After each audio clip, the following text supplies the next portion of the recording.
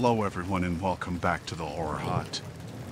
Now, I know a lot of you use these videos to sleep, so before you drift off I thought it would be a fun idea if everyone can leave a comment to let me know where you are listening from in the world. Also like and subscribe if you are enjoying the episodes. Right, let's get comfy and relax and let's begin. It was a quiet evening, and I was home alone. My kids were at their father's for the weekend. I was enjoying the peace and catching up on some reading when the doorbell rang. It was already dark outside, and the rain was coming down hard. I wasn't expecting anyone, but I figured it might be a delivery I forgot about. I opened the door to find a man standing there, drenched from the rain. He looked worried and said his car broke down a few blocks away. He asked if he could use my phone to call for help. I hesitated for a moment but then figured he seemed harmless enough and let him in. He stepped inside, dripping water everywhere, and I handed him my phone. He dialed a number and started talking to someone, but I noticed he wasn't really saying much. Just fake answers and nodding his head. Something felt off. When he hung up, he thanked me and said the tow truck would be here soon. I offered him a towel and some tea to warm up, trying to be polite. He accepted the towel but declined the tea. He just stood there, looking around my house, making me more uncomfortable by the second. I asked him if he wanted to wait outside since the rain had eased up a bit. He smiled, but it didn't reach his eyes, and said he'd rather stay inside until help arrived. That's when my alarm bells really started ringing. I excused myself to the kitchen, pretending to check on something, and grabbed my phone to call the police, but the line was dead. Panic started to set in. I went back to the living room, trying to stay calm. I told him I needed to check something upstairs and would be right back. He just nodded and kept looking around. I rushed upstairs and locked myself in my bedroom. I tried calling the police again, but my phone still wasn't working. I heard footsteps on the stairs. My heart was pounding so hard I thought it would burst out of my chest. I looked around for something to defend myself with and grabbed a heavy lamp. The footsteps got closer, and then I heard him trying the doorknob. It was locked, but that didn't make me feel any safer. "Is everything okay in there?" he called through the door. His voice was different now, colder. I didn't answer. I moved quietly to the window and saw his car parked across the street, not broken down at all. The doorknob rattled again, harder this time. I knew I had to get out of there. I opened the window as quietly as I could and climbed out onto the roof. The rain was slick and cold, but I didn't care. I had to get away. I made my way to the edge of the roof and climbed down the trellis. My heart was racing, and my hands were shaking, but I managed to get to the ground without making too much noise. I ran to the neighbor's house, praying they were home. I banged on their door, and thankfully, they answered. I told them everything, and they called the police for me. We stayed inside, waiting for the cops to arrive. I kept looking out the window, terrified that he would find me. The police showed up within minutes, but it felt like hours. They went to my house and found him still inside, rummaging through my things. They arrested him, and I finally felt a wave of relief wash over me.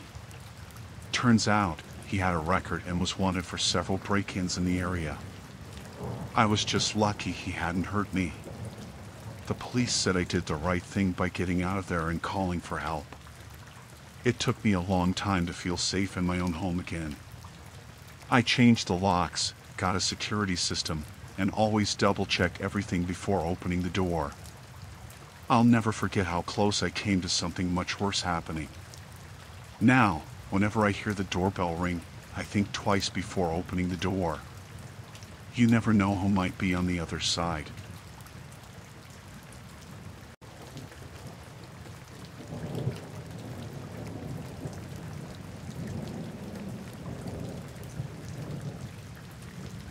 I was driving home late one night after a long day at work. The highway was almost empty, just a few cars here and there. It was pitch dark, and I was looking forward to getting home and getting some sleep. I noticed a car behind me, a black sedan, that seemed to be following me for miles. At first, I thought it was just a coincidence, but as I kept driving, the car stayed right behind me. I tried to shake it off, telling myself it was nothing. Maybe they were just going in the same direction. But it was hard to ignore. Every turn I made, they made.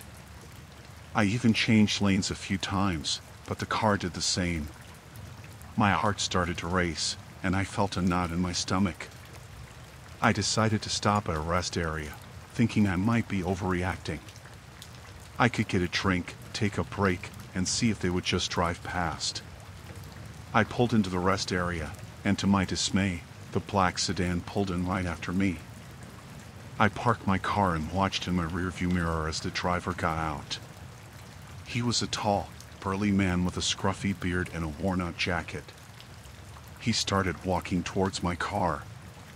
My mind was racing, trying to figure out what to do.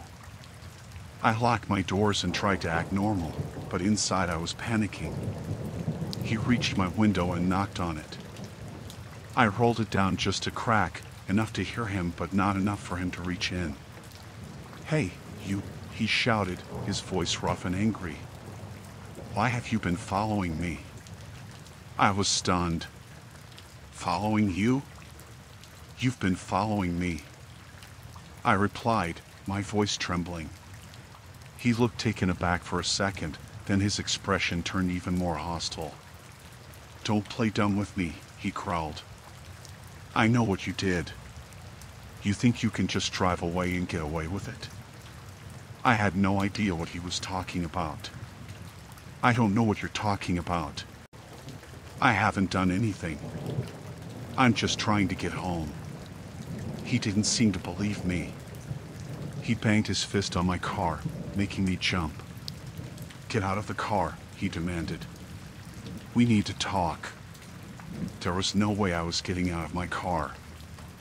I shook my head and tried to stay calm. "I'm not getting out. If you have something to say, you can say it right here." His face twisted with rage. "Get out of the car now, or I'll make you." He reached for the door handle, but luckily, it was locked. I knew I had to get out of there fast. I started the car and backed out of the parking spot, my hands shaking. He was shouting something, but I couldn't hear him over the sound of my own heartbeat. I put the car in drive and sped out of the rest area, glancing in the mirror to see him running after me. I drove as fast as I could, my eyes constantly checking the mirror to see if he was following me. Thankfully, I didn't see the black sedan anymore. I kept driving, not daring to stop until I reached a more populated area. I finally pulled into a gas station that was brightly lit and had a few people around. I parked and took a moment to catch my breath, my hands still trembling. I called the police and told them what happened. They took my information and said they would send someone to check the rest area, but I didn't have much hope they would find him. I just wanted to get home and put this terrifying experience behind me. I finally made it home, still shaken but relieved to be safe. I double-checked all the locks and tried to sleep, but every time I closed my eyes, I saw his angry face and heard his threats. It took a long time for me to feel safe driving at night again.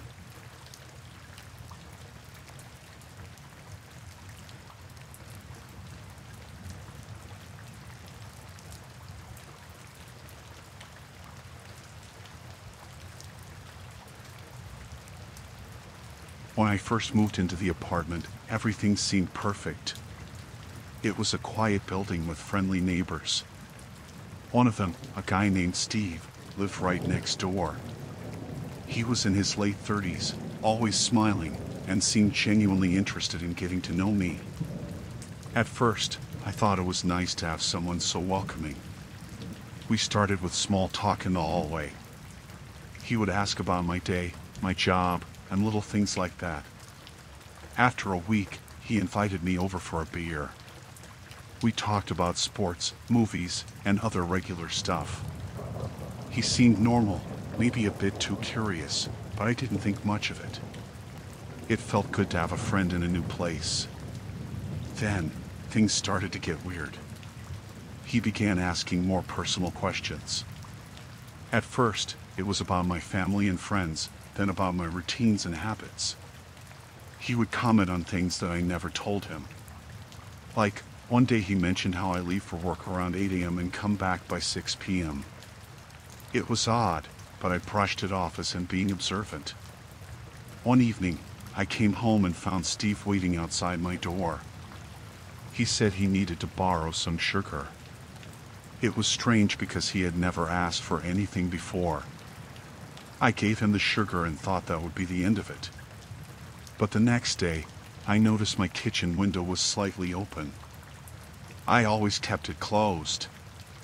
A chill ran down my spine, but I tried to convince myself it was nothing. A few days later, I lost my keys. I was sure I left them on the kitchen counter. I looked everywhere but couldn't find them. Steve showed up again, offering to help. He seemed overly eager, which made me uncomfortable. I thanked him but said I would manage. That night, I found the keys in my bathroom sink. I knew I didn't put them there. It felt like someone was messing with me. The final straw was when I came home early from work one day. I found Steve in my apartment. He was standing in my living room, looking through my mail. I was furious and demanded to know what he was doing. He smiled and said he was just checking if I received a package he was expecting. I knew it was a lie. My heart pounded in my chest, and I felt a surge of fear. I told him to leave and never come back. He left without arguing, but his smile stayed with me. I decided it was time to get out of there. That night, I barely slept. I kept hearing noises and imagined Steve creeping around outside. The next morning, I called my landlord and told him I needed to move out immediately. I didn't explain much, just that I felt unsafe. The landlord was understanding and said he would help me find another place. I started packing right away. While I was packing, I noticed more things out of place. Drawers slightly open, items moved. It was clear Steve had been in my apartment more times than I realized. On my last night in the apartment, I barricaded the door with a chair. I didn't want to take any chances. Around midnight, I heard footsteps outside my door. My heart raced as I listened to the slow, deliberate steps.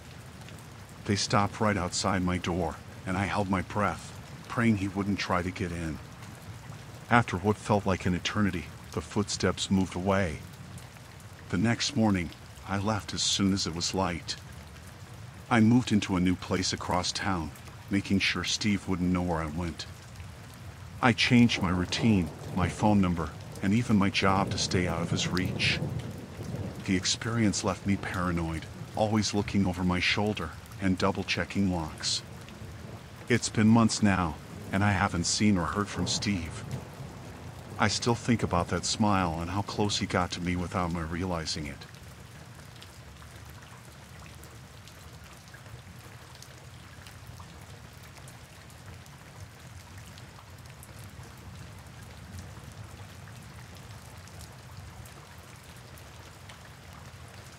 I decided to take a weekend trip into the woods for some peace and quiet. The stress from work had been piling up, and I needed to clear my mind. I chose a spot deep in the forest, far from the usual camping areas, to ensure I wouldn't be disturbed. I set up my tent, started a small fire, and settled in for the night, feeling a bit nervous but mostly excited about the solitude. The first night was uneventful. I fell asleep to the sounds of crickets and the crackling of the fire. But the second night, things changed. I was lying in my tent, trying to sleep, when I heard the first noise. It was a faint rustling, like someone or something was moving through the underbrush. I sat up, straining my ears, but it stopped. I told myself it was just an animal and tried to go back to sleep. A few minutes later, I heard it again, closer this time. Footsteps. Slow, deliberate footsteps. My heart started racing. I grabbed my flashlight and shone it around inside the tent, trying to see if there was any shadow or movement outside.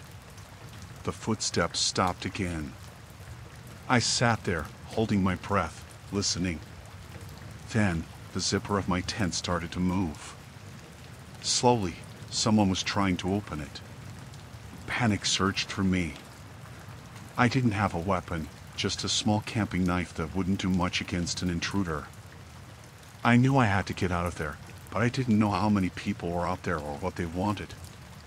I grabbed my backpack, which I always kept packed with essentials, and quietly unzipped the back of the tent. I slipped out and started running into the woods, away from the firelight. The darkness was overwhelming, and I could barely see where I was going, but I didn't care. I just needed to get away. As I ran, I could hear the footsteps behind me, faster now, pursuing. Whoever it was, they were chasing me. I stumbled over roots and rocks, my heart pounding in my chest, my breath coming in ragged gasps. I didn't dare look back. I just kept running. After what felt like hours, I saw a light through the trees. I headed towards it, hoping it was another camper or a ranger station. As I got closer, I realized it was a small cabin. I pounded on the door, yelling for help. There was no answer, but the door was unlocked. I burst inside, slamming the door behind me and locking it. The cabin was empty, but it seemed like someone had been there recently. There was a half-eaten meal on the table and a fire still smoldering in the fireplace. I grabbed a chair and wedged it under the door handle, then looked for something to defend myself with. I found a heavy iron poker by the fireplace and gripped it tightly, my hands shaking. I heard the footsteps outside the cabin, circling it. Whoever it was, they were still looking for me. I could hear them trying the windows, testing the door. I stayed as quiet as I could, barely breathing, praying they would give up and leave. Hours passed. The footsteps finally faded, but I didn't move.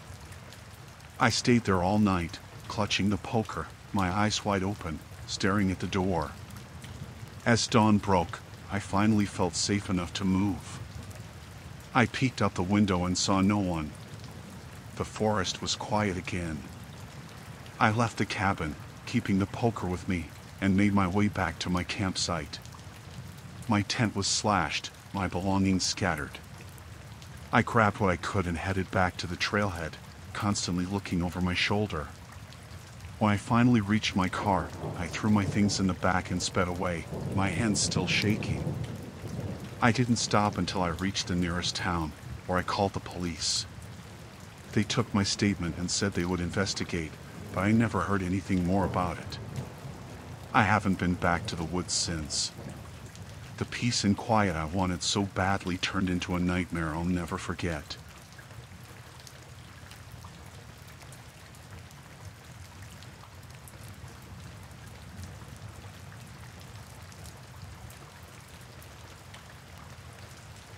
Every evening when I walked home from work, I noticed a man staring at me from across the street. At first, I thought it was just a coincidence. People look at other people all the time, right? But after a week, it became clear that this wasn't just random. He was always there, same time, same place, just staring. He never smiled or waved, just watched. It was creepy, but I told myself not to worry. I lived in a busy neighborhood, and nothing bad had ever happened to me there. I kept my head down and hurried home, trying to ignore the prickling sensation on the back of my neck every time I passed him. One Friday evening, it was darker than usual, and the streets were quieter. As I walked past his usual spot, I noticed he wasn't there. Relief washed over me, and I quickened my pace, eager to get home. But as I turned the corner to my building, I saw him again, leaning against the wall, staring right at me. I froze for a moment, then forced myself to keep walking. I could feel his eyes following me. My heart pounded in my chest as I fumbled with my keys, finally getting the door open. I glanced back and saw him crossing the street, heading straight for me. Panic set in. I rushed inside and slammed the door shut, leaning against it, trying to catch my breath. I ran up the stairs to my apartment on the 3rd floor. I locked the door behind me and went straight to the window. Peeking through the blinds, I saw him standing outside, looking up at the building. He had followed me. He knew where I lived. Fear gripped me. What did he want? Why was he following me? I didn't sleep much that night. Every little noise made me jump. I considered calling the police, but what would I say? That a man was staring at me? That he followed me home? They would probably tell me there was nothing they could do. The next day, I decided to change my routine. I left work earlier, hoping to avoid him. It worked for a few days, but then he was there again, waiting for me. This time, I didn't go straight home. I walked past my building and went to a nearby cafe. I sat there for hours, watching the door, waiting to see if he would come in. He didn't, but when I finally left, he was there, across the street, watching. I couldn't live like this. I felt trapped in my own home, scared to go outside. I needed to do something. I decided to confront him. Maybe if I showed him I wasn't afraid, he would leave me alone. The next evening, I saw him in his usual spot. I walked straight up to him, my hands shaking, but I tried to keep my voice steady. "Why are you following me?" I demanded. He just stared at me, not saying a word. Up close, he looked even more menacing. His eyes were cold and empty. He didn't answer. He just kept staring. "Leave me alone," I said, louder this time. People on the street were starting to look. "I'm calling the police if you don't stop." He smirked then, a slow, unsettling smile. "You should be careful," he said, his voice low and threatening. "You never know who might be watching." I backed away, my heart racing. I didn't look back as I hurried to my building. Once inside, I locked the door and called the police. They came and took my statement, but there wasn't much they could do. They said they would patrol the area more often, but without a direct threat, there was little they could do. The next few days were a blur of anxiety and fear. I avoided going out as much as possible. When I did, I made sure I wasn't alone. I told my neighbors and the building manager about the man, and they promised to keep an eye out. One night, as I was about to go to bed, I heard a noise outside my door. My blood ran cold. I crept to the door and looked through the peephole. There he was, standing right outside, trying to pick the lock. I grabbed my phone and called 911, whispering frantically to the operator. The minutes felt like hours as I waited for the police to arrive. I could hear him messing with the lock, getting closer to breaking in. I held my breath, praying he wouldn't get in before help arrived. Finally, I heard sirens and the sound of footsteps running up the stairs. The man turned and fled, but the police were right behind him. They caught him before he could get away. The police found a knife in his pocket and a piece of paper with my address on it. They arrested him, and I pressed charges. He had a record of stalking and assault, and it turned out he had been following me for weeks, planning to break in and who knows what else. It took a while for me to feel safe again. I installed extra locks on my door and set up a security system. I still jump at every little noise, but I'm getting better. I'm just glad he's behind bars and can't hurt me.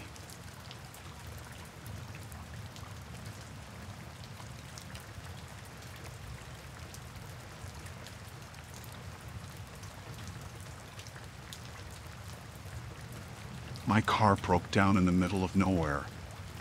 The road was empty, and my phone had no signal. I tried to restart the engine, but it just wouldn't turn over. I got out and looked under the hood, but I didn't know what I was looking at. It was just a mess of metal and wires to me. I was starting to panic when I saw headlights approaching. I waved my arms, hoping they would stop. The car slowed down and pulled over. A man rolled down his window and asked if I needed help. I told him my car wouldn't start, and I needed a tow truck.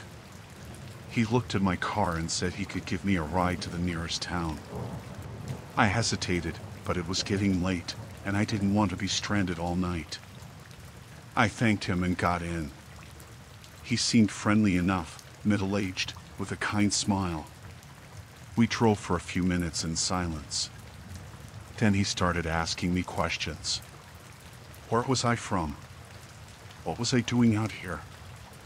I answered politely, but something about his tone made me uneasy.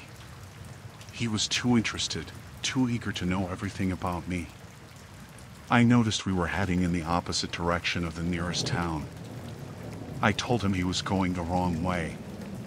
He glanced at me and smiled, but didn't turn around. He said he knew a shortcut. My stomach twisted. Something was off. I asked him again to turn around, but he ignored me. I reached for my phone, hoping to find a signal, but there was none. He noticed and chuckled, saying it was pointless out here. My heart was pounding. I had to get out of this car. I told him to stop and let me out. He just kept driving, his smile gone now, replaced with a cold, hard look. I grabbed the door handle, but it wouldn't open. Child locks. My panic rose. I was trapped. I started yelling at him, demanding he let me out. He laughed, a low, chilling sound. He said I wasn't going anywhere.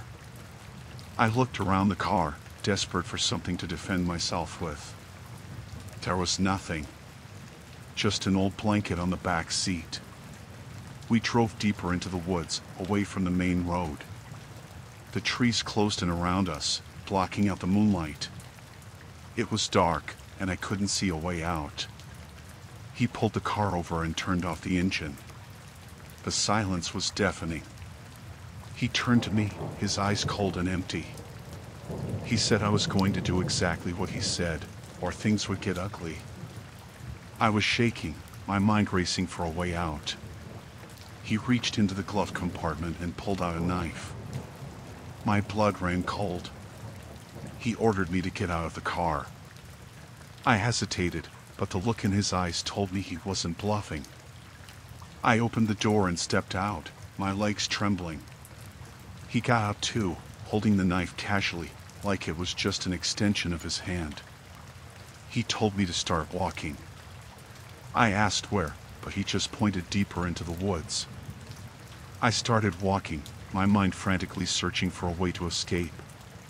The underbrush was thick, and the trees loomed overhead, blocking out the stars. I heard him walking behind me, his footsteps crunching on the leaves. I needed to do something, anything. I stumbled over a root and fell, and in that moment, I made a decision. I grabbed a handful of dirt and leaves and threw it in his face. He yelled, stumbling back, and I ran. I didn't know where I was going, but I ran as fast as I could. Branches scratched my face, and my lungs burned, but I didn't stop. I could hear him behind me, cursing and crashing through the underbrush. I saw a light ahead, a small cabin in the woods. I sprinted towards it, praying someone was home. I pounded on the door, screaming for help. The door opened, and an old man stood there, a shotgun in his hands. He took one look at me and then passed me to the man chasing me. The old man raised his shotgun and fired a warning shot into the air. The man chasing me stopped, his face twisted in rage. He turned and fled back into the woods. The old man pulled me inside and locked the door. I collapsed on the floor, shaking and crying. He called the police, and they came and took my statement. They searched the woods but didn't find the man.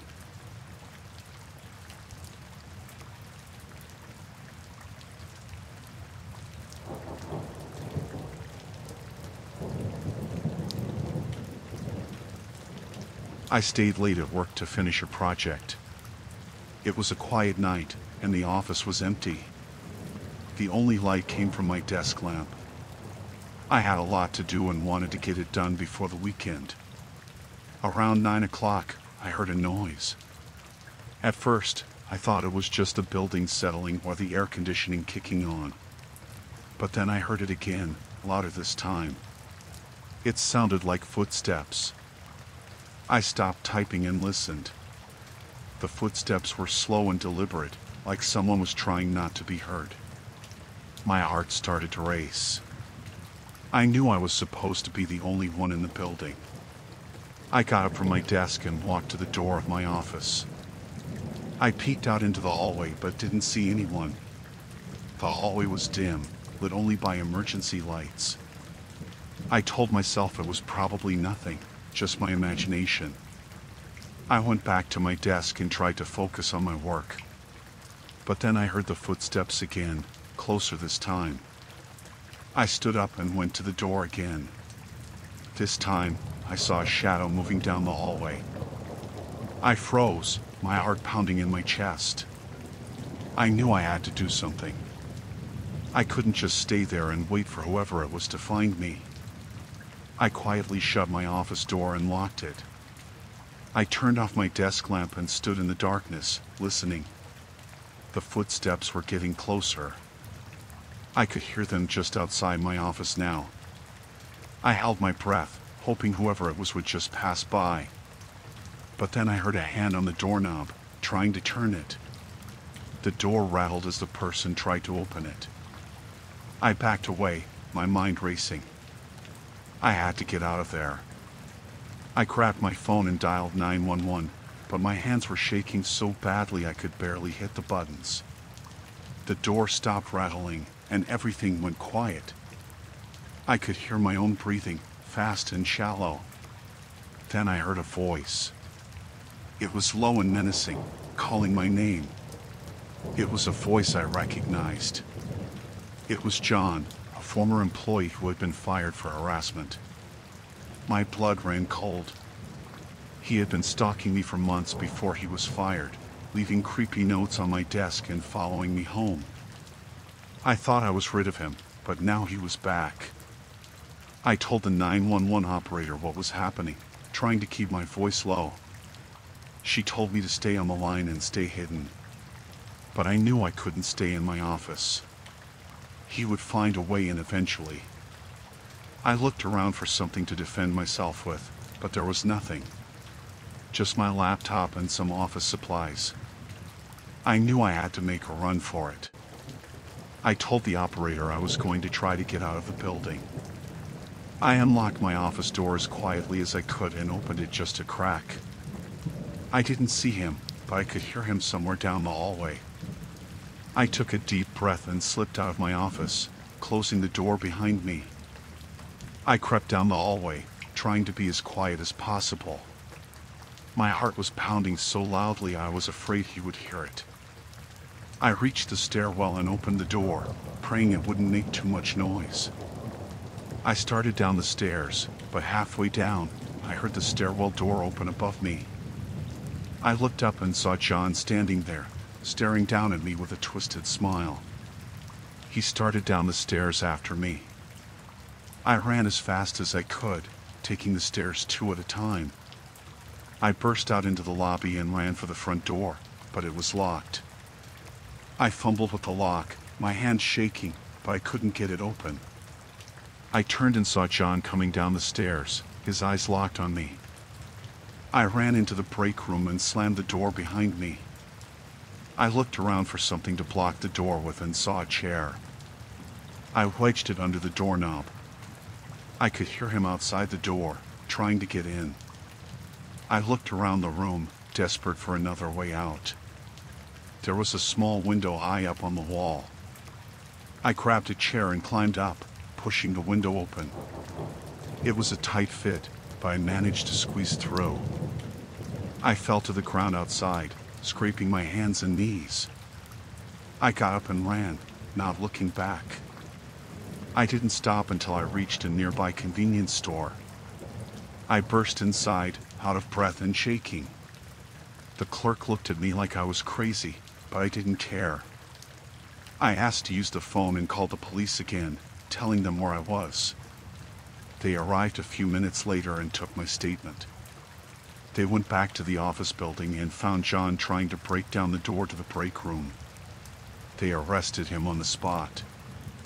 I was shaken up, but I was safe. I didn't go back to work for a few days.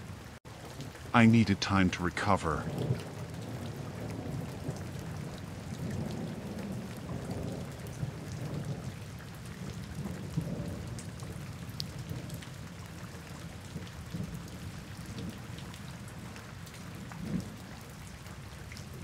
I rented an isolated Airbnb for a weekend getaway. I wanted some peace and quiet. The place was perfect, a small cabin surrounded by woods. The host, Jim, seemed friendly at first. He greeted me with a big smile and showed me around.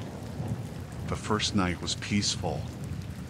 I sat by the fireplace, reading a book and enjoying the solitude. The cabin was cozy, and the woods were silent except for the occasional rustling of leaves.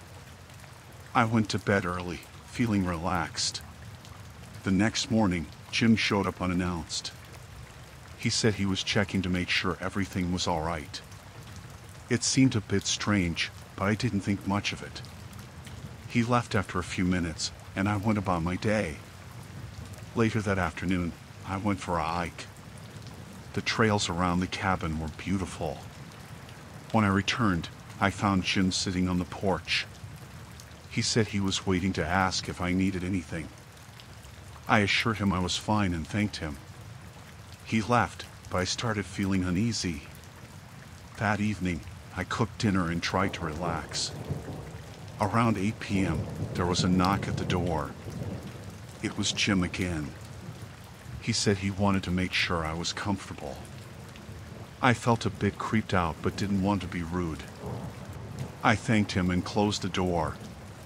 The next morning, I woke up to find Jim outside, walking around the cabin. I watched him through the window for a while. He seemed to be inspecting the place.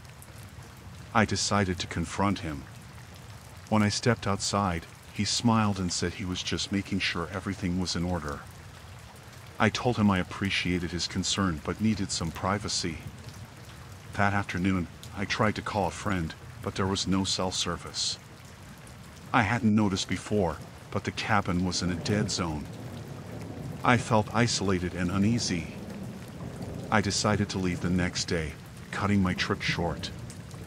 That night, I heard footsteps outside the cabin. I looked out the window and saw Jim walking around again. He was holding something that looked like a tool. I locked the doors and windows, my heart pounding. I didn't sleep much that night. The next morning, Jim showed up again. He knocked on the door, and when I didn't answer, he started shouting. He demanded to be let in, saying he needed to check something inside. I told him to go away, but he kept shouting. I realized I was trapped. There was no way to call for help, and Jim was getting more aggressive. I decided to make a run for it. I packed a bag quickly and snuck out the back door while he was still pounding on the front. I ran through the woods, trying to stay quiet. I didn't know where I was going, but I had to get away from the cabin. After a while, I found a road. I followed it until I reached a small town. I went to the nearest store and asked to use the phone. I called the police and told them what happened. They took my statement and said they would check on the cabin. I felt relieved but still shaken. The police found Jim at the cabin.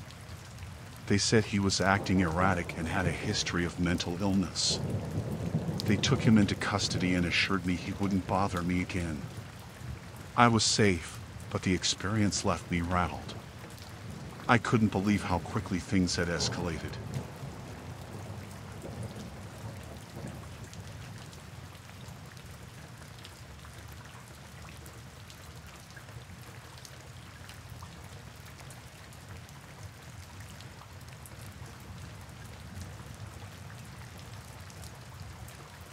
I was staying at this old historic hotel for a work trip. It was one of those places with creaky floors and dim lighting. The kind of place that feels like it has a past. My room was on the top floor, and the windows overlooked a courtyard. It was charming in an old-world kind of way. On my second night there, I noticed something odd. One of the panels in the wall near the bed looked slightly different. It had a tiny latch at the bottom, almost invisible. Curiosity got the better of me, and I decided to see what it was. I pulled on the latch, and the panel swung open, revealing a dark passageway.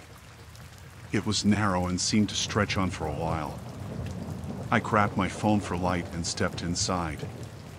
The air was musty, and I could feel the walls closing in on me as I walked. The passage twisted and turned, leading to who knows where. My heart was pounding, but I kept going, wanting to see where it led. After a few minutes, I reached a small room with an old chair and some dusty bookshelves. It looked like no one had been there for years. I turned around to head back, but the passage behind me was pitch black. I shined my phone's light, and to my horror, the panel had shut behind me. I rushed back, trying to find the latch from the inside. My fingers fumbled in the dark, and I couldn't find anything to open the panel. Panic set in as I realized I was trapped. I shouted for help, but the thick walls muffled my voice. No one could hear me. Minutes felt like hours as I tried to stay calm and figure out what to do. Suddenly, I heard footsteps. Someone was moving through the passage. Relief washed over me until I realized they were coming closer. I hid in the small room, my heart racing. A figure appeared in the passage, holding a flashlight. It was a man, and he looked around before speaking. "I know you're here," he said in a low, chilling voice. "You shouldn't have come in." I stayed as still as possible, hoping he wouldn't find me. He moved closer, his flashlight scanning the room. I held my breath, trying not to make a sound. The light passed over me, and for a moment I thought he hadn't seen me. But then he stopped and shined the light right at me. "There you are," he said, smiling. "This is my place. You shouldn't have come here." I tried to explain, to apologize, but he just shook his head. "Too late for that," he said. "You need to stay here now." He moved to block the exit, and I knew I had to do something. I grabbed one of the old books from the shelf and threw it at him. It hit his arm, and he stumbled back, giving me a split second to run past him. I sprinted down the passage, my heart pounding. I didn't know where I was going, but I had to get away from him. The passage seemed endless, twisting and turning. I could hear his footsteps behind me, getting closer. Finally, I saw a faint light up ahead. I ran towards it, praying it was an exit. The light grew brighter, and I burst out into another room, this one filled with old furniture covered in sheets. I slammed the door behind me and looked around for something to block it. I found an old dresser and pushed it in front of the door. The man pounded on the other side, shouting, but the door held. I sank to the floor, my heart racing. I had to find another way out. I searched the room and found another door. It led to a staircase, winding up to the upper floors of the hotel. I ran up the stairs, my legs burning with each step.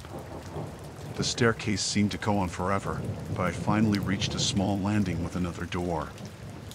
I pushed it open and found myself in a hallway on the top floor of the hotel. I recognized it from when I first arrived. I ran to my room and locked the door behind me, my heart still racing. I grabbed my things and called the front desk, telling them I needed to leave immediately. The hotel staff was confused but helped me check out quickly. I didn't explain what happened, just that I had an emergency. As I left, I saw the man standing in the courtyard, watching me. His eyes were cold and calculating. I got into my car and drove away, not looking back. I reported the incident to the police, but they didn't find anything. The hotel claimed there were no hidden passages, no secret rooms. It was like it never happened. But I know what I saw.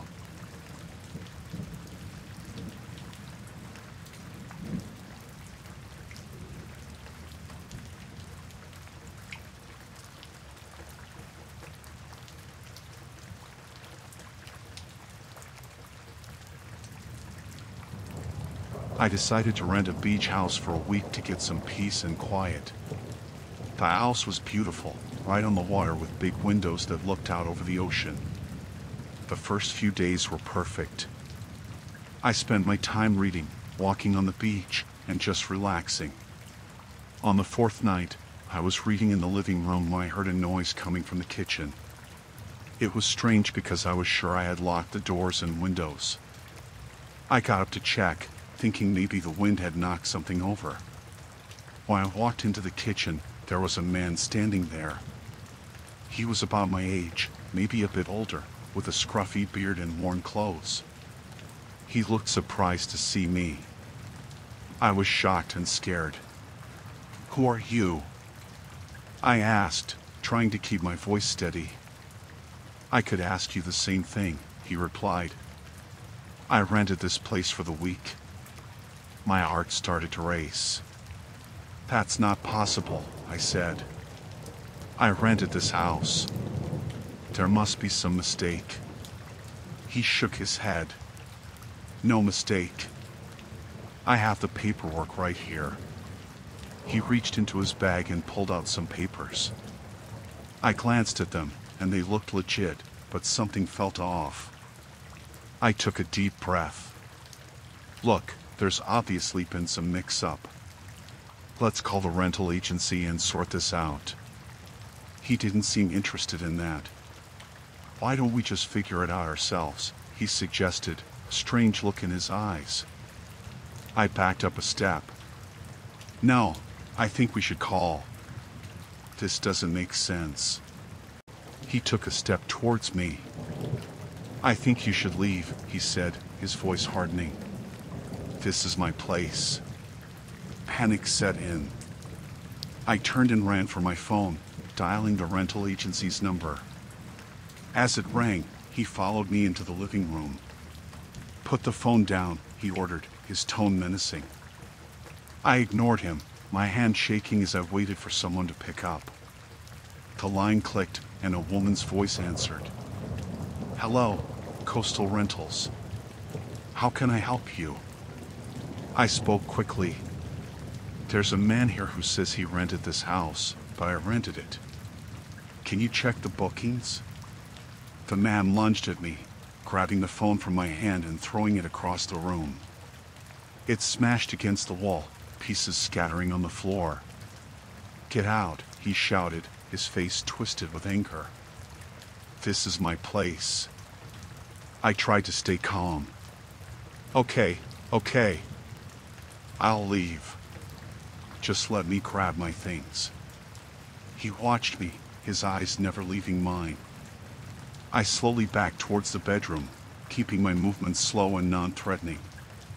Once inside, I quickly grabbed my bag and keys. When I came back out, he was blocking the front door. "You're not going anywhere," he said. My heart pounded in my chest. "I don't want any trouble," I said. "Just let me leave, and I'll call the police to sort this out." He smirked. "The police won't believe you. They'll think you're the intruder." I didn't know what to do. I was trapped. I glanced around, looking for another way out. There was a sliding glass door that led to the deck. It was my only chance. I made a break for it, running to the door and yanking it open. I sprinted across the deck and down the stairs, heading towards the beach. Behind me, I heard him shouting and giving chase. The sand was hard to run on, but I kept going, my legs burning with the effort. I looked back and saw him gaining on me. I had to think fast. I spotted a group of people further down the beach, sitting around a fire. I ran towards them, hoping they could help me. When I got close, I started yelling for help. The people looked up, confused and alarmed. The man chasing me slowed down, realizing he couldn't continue without drawing attention to himself. He stopped, glaring at me from a distance. I reached the group, breathless and terrified. "Please, help me," I gasped. "That man is trying to hurt me." They stood up, putting themselves between me and the man. One of them, a tall guy with a serious expression, stepped forward.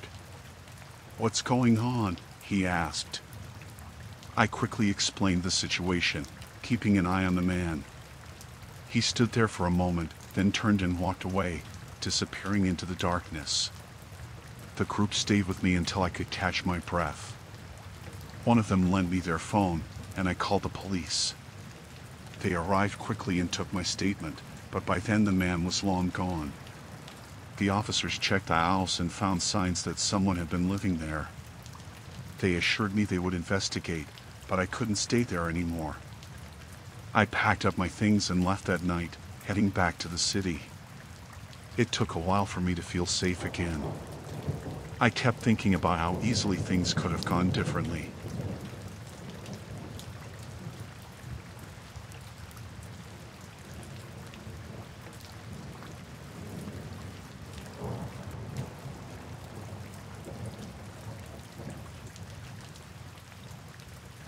I was driving late at night, somewhere in the middle of nowhere.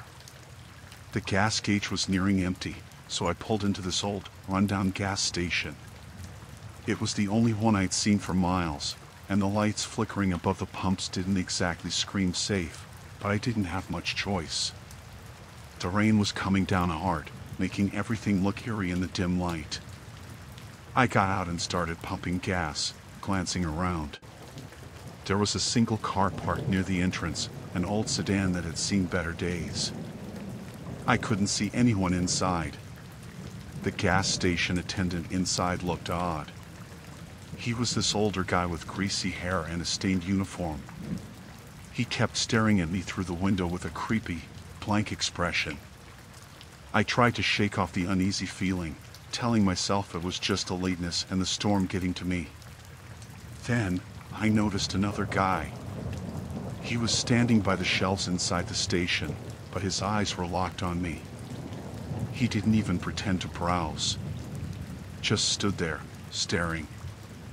I felt a chill run down my spine. Something wasn't right. I finished pumping the gas and went inside to pay. The moment I stepped in, the door's bell jingled loudly, almost making me jump. The guy by the shelves didn't move. He kept staring, his eyes tracking me as I walked to the counter. The attendant didn't say a word, just kept looking at me with that vacant expression. I handed over my credit card, and the attendant took it without breaking eye contact. The silence was thick, the kind that makes your skin crawl. I glanced at the guy by the shelves again. He had moved a little closer, still watching me. The attendant swiped my card but seemed to take forever handing it back. I was starting to panic inside, but I tried to keep calm. I didn't want to show any fear. I signed the receipt quickly and grabbed my card back, muttering a thanks. As I turned to leave, the guy by the shelves finally moved. He stepped into my path, blocking the exit. "You heading far?" he asked, his voice low and rough. I lied, said I wasn't going far, just a few miles up the road. He didn't look convinced. The attendant was still staring, and I could feel the weight of their eyes on me. I needed to get out of there, but I didn't want to run and make things worse. I forced a smile and stepped around the guy, hoping he wouldn't follow. Outside, the rain had picked up, and I hurried to my car, fumbling with my keys. I glanced back and saw the guy still standing in the doorway, watching me. The attendant had come to the window, his face pressed against the glass. I got in my car and locked the doors, my heart pounding. I started the engine, trying to stay calm. The guy from the store walked towards my car slowly. I put the car in gear and pulled out of the lot, my tires slipping on the wet pavement. In the rearview mirror, I saw the guy stop at the edge of the lot, watching me drive away. I kept checking the mirror, half expecting to see him following me, but he didn't. I drove for a few miles, my hands gripping the wheel tight. My mind was racing, trying to process what had just happened. I felt like I had dodged something bad, but I couldn't quite figure out what. I decided to keep driving until I found a safer place, somewhere with more people around. After about 20 minutes, I reached a small diner that was still open. I pulled in and parked, taking a few deep breaths before going inside. The place was bright and noisy, a stark contrast to the gas station. I felt a wave of relief wash over me. I ordered a coffee and sat in a corner booth, trying to shake off the lingering fear. The rain was still pouring outside, but inside, it felt safer. I couldn't stop thinking about the gas station, the creepy attendant, and the guy who had watched my every move. I called a friend and told them what happened, needing to hear a familiar voice. They offered to come get me, but I said I'd be fine. I just needed to gather my thoughts and figure out my next move. I stayed at the diner for a while, watching the rain and thinking about how close I'd come to something terrible. Eventually, I felt calm enough to get back on the road. I paid my bill and headed to my car, feeling more confident now. Driving away from the diner, I kept an eye on the road and my surroundings, making sure I wasn't being followed. The further I got from that gas station, the safer I felt. I promised myself I'd never stop at a place like that again, no matter how low on gas I was. I finally made it to my destination, exhausted but safe. I locked the door to my room and double-checked the windows, still feeling on edge. It took a while to fall asleep, my mind replaying the night's events over and over. In the morning, the storm had passed, and everything seemed normal again. But I knew I wouldn't forget that night for a long time. It was a reminder that danger can lurk in the most unexpected places, and sometimes, it's the people you least expect who pose the biggest threats. I was grateful to have trusted my instincts and gotten out of there when I did.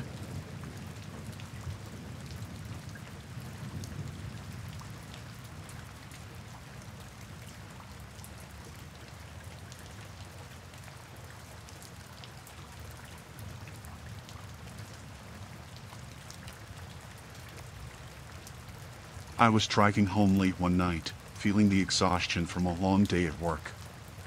The road was empty, and the only light came from my headlights. I saw a man standing by the side of the road with his thumb out. I hesitated for a moment but decided to stop and help. It was cold, and he looked harmless enough. He climbed into the passenger seat, thanking me profusely. He introduced himself as Tom and said his car had broken down a few miles back. He seemed friendly, talking about where he was headed and asking about my day. I felt a bit more relaxed as we drove. After a few miles, the conversation took a strange turn. Tom started asking personal questions, like if I lived alone and if I had a boyfriend. I tried to brush it off, giving vague answers. The atmosphere in the car grew tense. He then leaned closer, his tone changing. "You know, it's dangerous to pick up strangers," he said, his eyes not leaving my face. My heart began to race. I kept my eyes on the road, trying to think of what to do next. Tom's questions became more intrusive.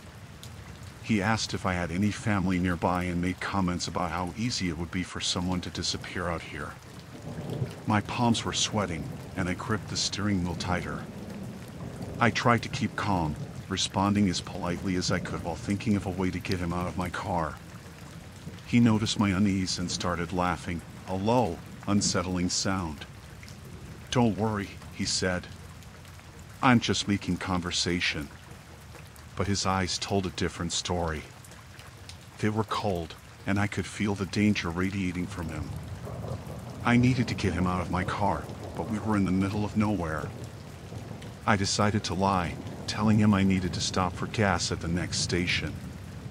Tom seemed to buy it, sitting back in his seat. We drove in silence for a few more miles until I saw the lights of a gas station up ahead. I pulled in, my hands trembling. I told him I needed to use the restroom and that he should wait in the car. He watched me closely as I got out. I walked into the station, my mind racing. The attendant looked up, and I whispered that I needed help, that the man in my car was dangerous. The attendant nodded and called the police. I stayed inside, watching Tom from the window. He started to get impatient, looking around and fidgeting in his seat. A few minutes later, the police arrived, surrounding my car. They pulled Tom out and handcuffed him. I felt a wave of relief wash over me. The officers took my statement, and one of them told me I did the right thing by getting help. They found a knife in Tom's pocket and said he had a record of similar offenses. I shuddered, thinking about what could have happened if I hadn't stopped. I thanked the police and the gas station attendant, then got back into my car. My hands were still shaking, but I felt safer knowing Tom was in custody. I drove home, the events of the night replaying in my mind. When I finally got home, I locked all the doors and windows, double-checking everything. I couldn't shake the feeling of dread that had settled in my chest. I knew I had to be more careful from now on. The next few days were tough. I kept thinking about Tom and the things he said. I couldn't sleep, and every noise made me jump. But slowly, I started to feel better, knowing I had escaped a dangerous situation. I learned a valuable lesson that night. Sometimes, being kind can put you in harm's way, and you have to be ready to protect yourself. I decided I would never pick up another hitchhiker, no matter how harmless they seemed. Life returned to normal eventually, but I never forgot Tom's face or the fear I felt. It was a reminder that danger can be closer than you think, and you have to trust your instincts. I started carrying pepper spray and took a self-defense class. I wanted to be prepared if anything like that ever happened again. It gave me a sense of control and helped me feel safer. Now, every time I drive that lonely stretch of road, I think about that night.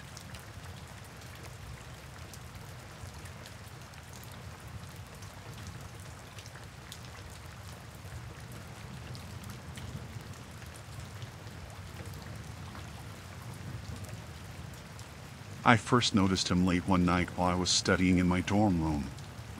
The lights were on in the building opposite mine, and I saw someone standing by the window, staring straight at me. At first, I thought it was just a coincidence. Maybe he was looking out into the distance. I shrugged it off and went back to my books.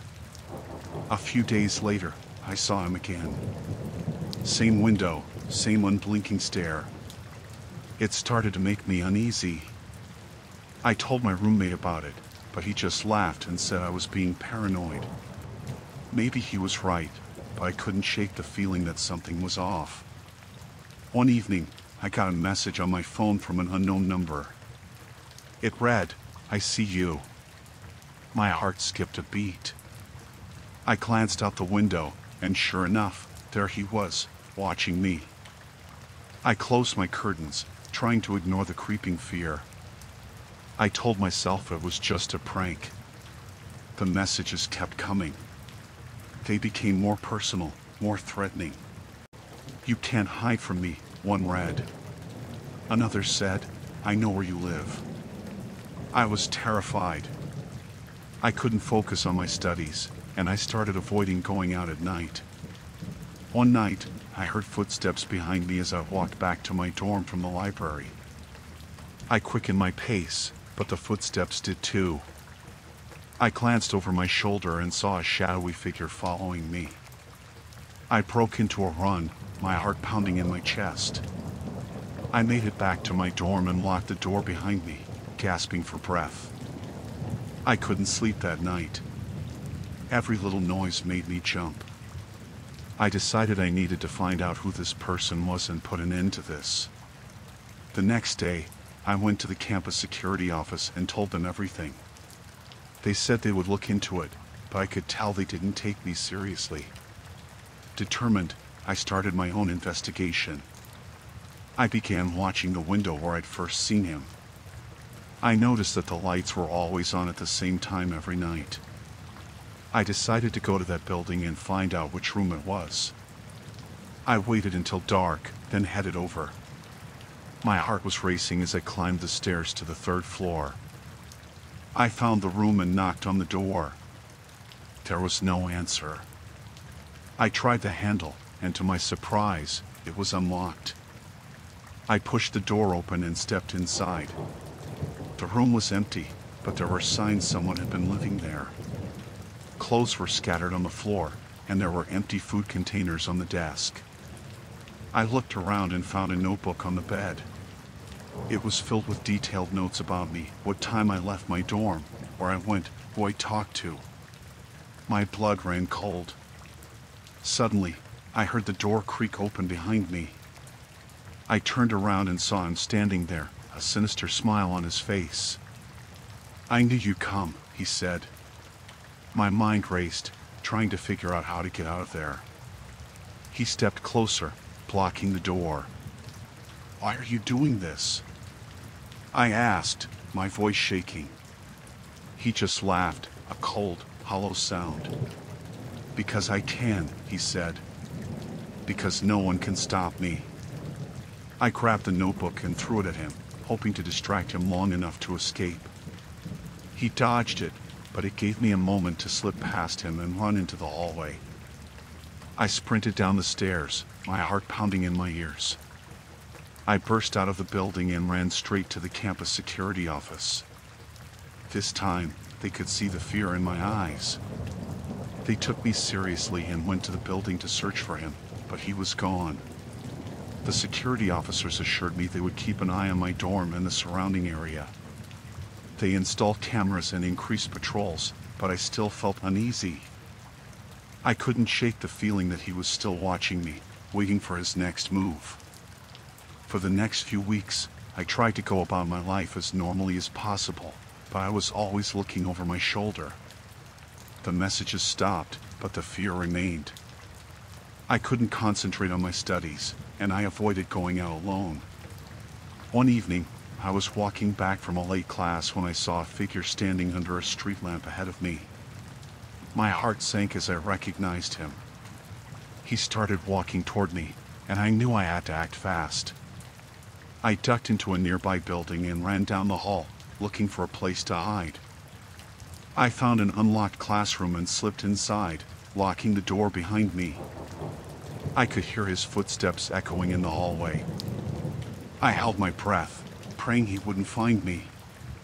Minutes felt like hours as I waited in the dark. Eventually, the footsteps faded, and I let out a sigh of relief. I knew I couldn't keep living like this. I had to do something to end this nightmare. The next day, I went to the police and filed a report. I gave them all the messages and told them everything that had happened. They assured me they would investigate and keep an eye on the campus. Days turned into weeks, and I started to feel a bit more secure. I didn't see him again, and the messages stopped for good. The police eventually found him and arrested him.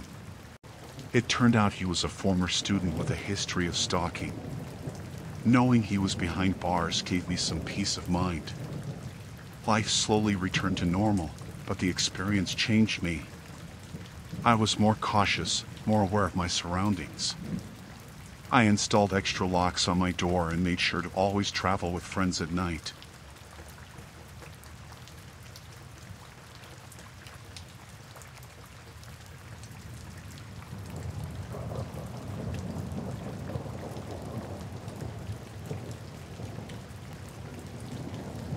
I stopped at the rest stop because I was exhausted.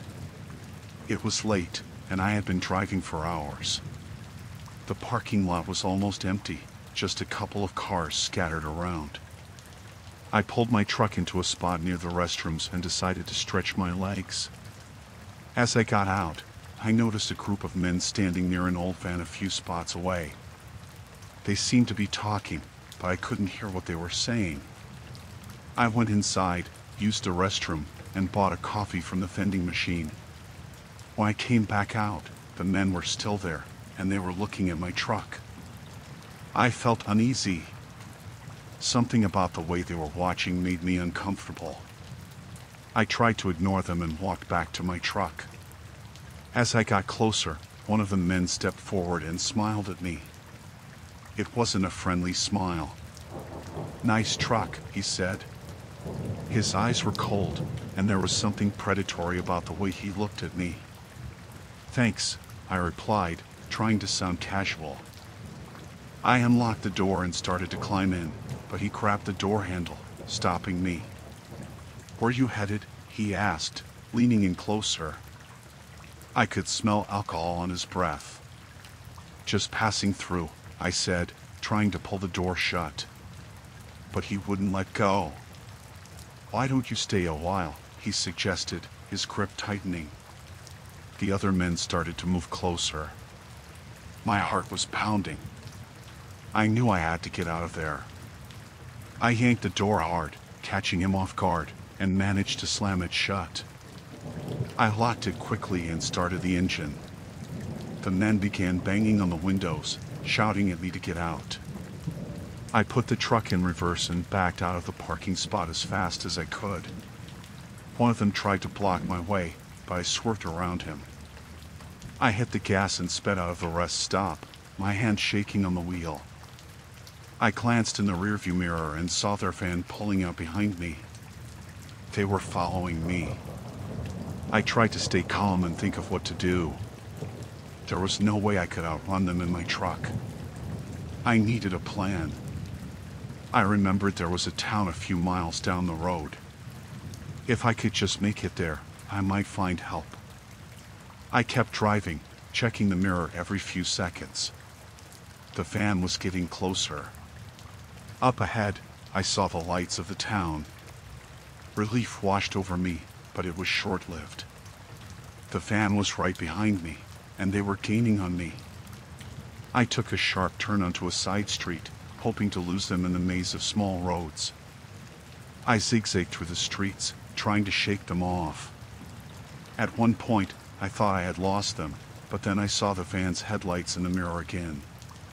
They were relentless. I spotted a police station up ahead and turned into the parking lot. I honked the horn repeatedly, hoping to get someone's attention. The van pulled in behind me, and the men started to get out. Just then, the door of the police station opened, and an officer stepped out. The men froze, then jumped back into the van and sped off. The officer walked over to my truck, and I rolled down the window, still shaking. "Are you all right, ma'am?" he asked. I told him everything that had happened, and he took my statement. He assured me they would look for the van and the men. He also suggested I stay in town for the night, just to be safe. I found a small motel nearby and checked in. My nerves were still on edge, but I felt a bit safer knowing the police were aware of what happened. I locked the door and pushed a chair against it, just in case. That night, I couldn't sleep. Every noise made me jump. I kept thinking about those men and what might have happened if I hadn't gotten away. The fear lingered, making it hard to breathe. The next morning, I went back to the police station to see if they had found anything. The officer told me they were still looking for the van, but so far, there were no leads. He advised me to be cautious and report any suspicious activity. I thanked him and decided to continue my journey. I was still shaken, but I knew I couldn't let fear control me. As I drove out of town as quick as I could,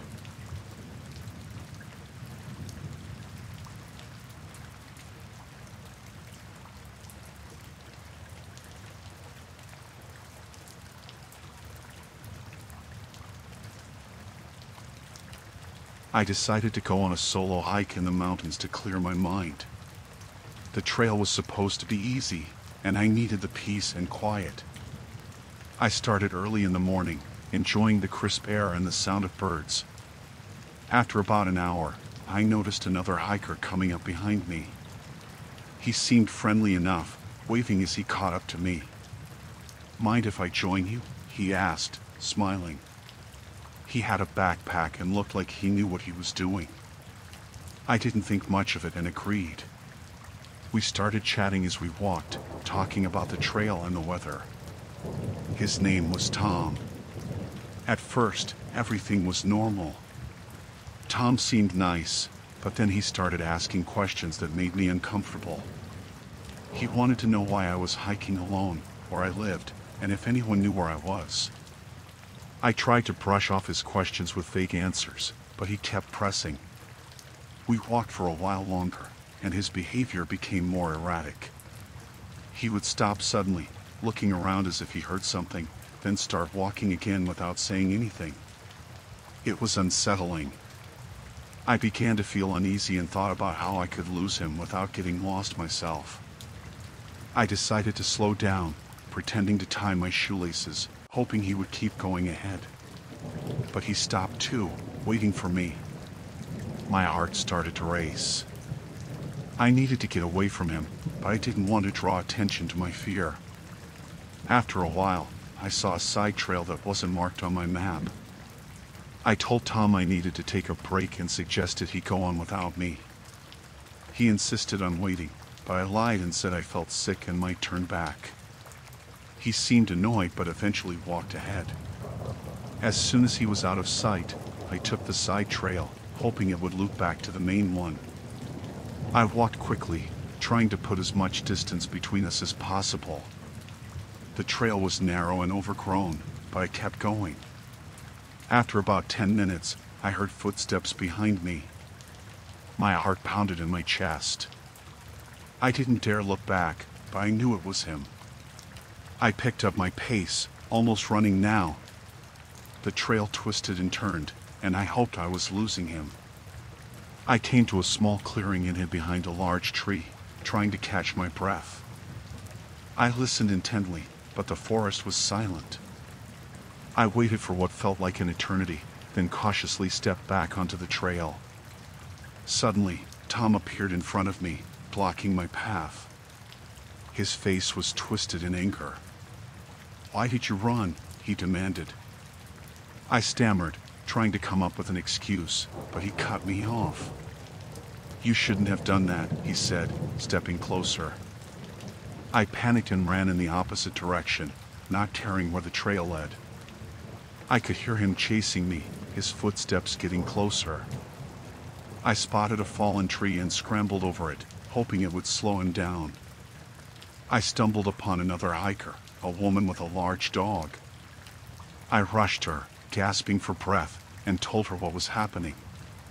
She immediately called her dog to her side and shouted for Tom to back off. Tom stopped, glaring at us, then slowly backed away and disappeared into the trees. The woman introduced herself as Lisa and offered to walk with me back to the main trail. Her dog stayed close, and I felt a bit safer. We made our way back, and I kept looking over my shoulder, expecting Tom to reappear.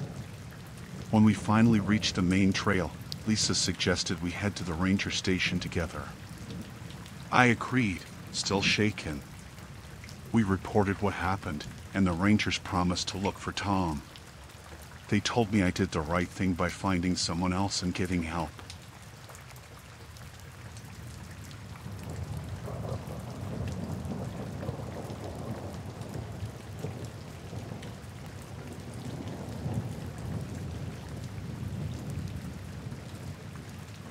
I was home alone with my baby, Lily, on a rainy night.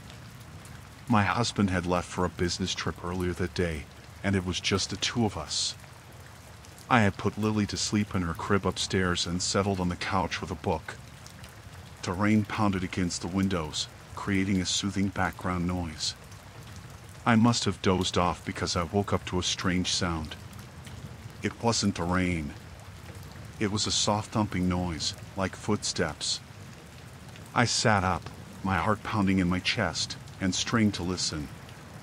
The house was silent except for the rain. I tried to convince myself it was nothing, maybe just the house settling, but the sound came again. I glanced at the clock. It was just after midnight. I felt a chill run down my spine. I grabbed my phone and turned on the flashlight, feeling a bit silly but too scared to ignore it. I crept toward the stairs, the wooden floorboards creaking under my feet. I paused, listening. The footsteps were clearer now, coming from upstairs. My mind raced. What if someone had broken in? I thought of Lily sleeping in her crib and felt a surge of panic. I needed to protect her. I needed to know what was happening. I slowly ascended the stairs, my heart pounding so loudly I thought it would wake the baby. At the top of the stairs, I stopped again, listening. The sound was coming from Lily's room. My breath caught in my throat. I edged closer to her door, which was slightly ajar. I could see the soft glow of her nightlight spilling into the hallway. I pushed the door open with trembling hands. Lily was still asleep, thank God. But there was a man standing over her crib. My blood turned to ice. He was tall, with dark clothes and a hood pulled over his head. He hadn't noticed me yet. I stepped back, my mind racing. I needed to get Lily and get out of there, but how? I backed into the hallway, trying to think. I remembered the baby monitor in our bedroom. I could use it to call for help. But first, I had to get Lily. I took a deep breath and stepped back into her room. The man turned and saw me. His eyes were cold and menacing. "Don't scream," he said in a low voice. I froze. He moved toward me, and I bolted. I ran into our bedroom and locked the door behind me. My hands were shaking so badly I could barely hold the phone. I grabbed the baby monitor and turned it on, speaking into it. "Help. Someone's in the house." I whispered urgently, hoping my neighbors would hear it on their end. I could hear the man pounding on the door. I knew it wouldn't hold for long. I needed a weapon. I grabbed a heavy lamp from the nightstand and stood by the door, ready to swing. The door burst open, and the man lunged at me. I swung the lamp with all my strength, hitting him in the head. He stumbled but didn't go down. I swung again, this time hitting him in the arm. He grabbed me, and we struggled. I screamed, hoping someone would hear. I managed to break free and ran back to Lily's room. She was awake now, crying. I scooped her up and ran down the stairs, the man hot on my heels. I could hear sirens in the distance. Someone had heard my call for help. I burst out the front door and into the pouring rain, clutching Lily to my chest. I ran to my neighbor's house, banging on the door. They let me in, and I collapsed on the floor, sobbing. The police arrived minutes later and found the man still in my house. They arrested him and took him away. I held Lily close, feeling relief wash over me. It turned out the man had been watching our house for days, waiting for the right moment. He had broken in through a window while I was asleep. The police said he was wanted for several other break-ins in the area. I shuddered at the thought of what could have happened if I hadn't woken up when I did. That night changed everything for me. I never felt safe in my own home again.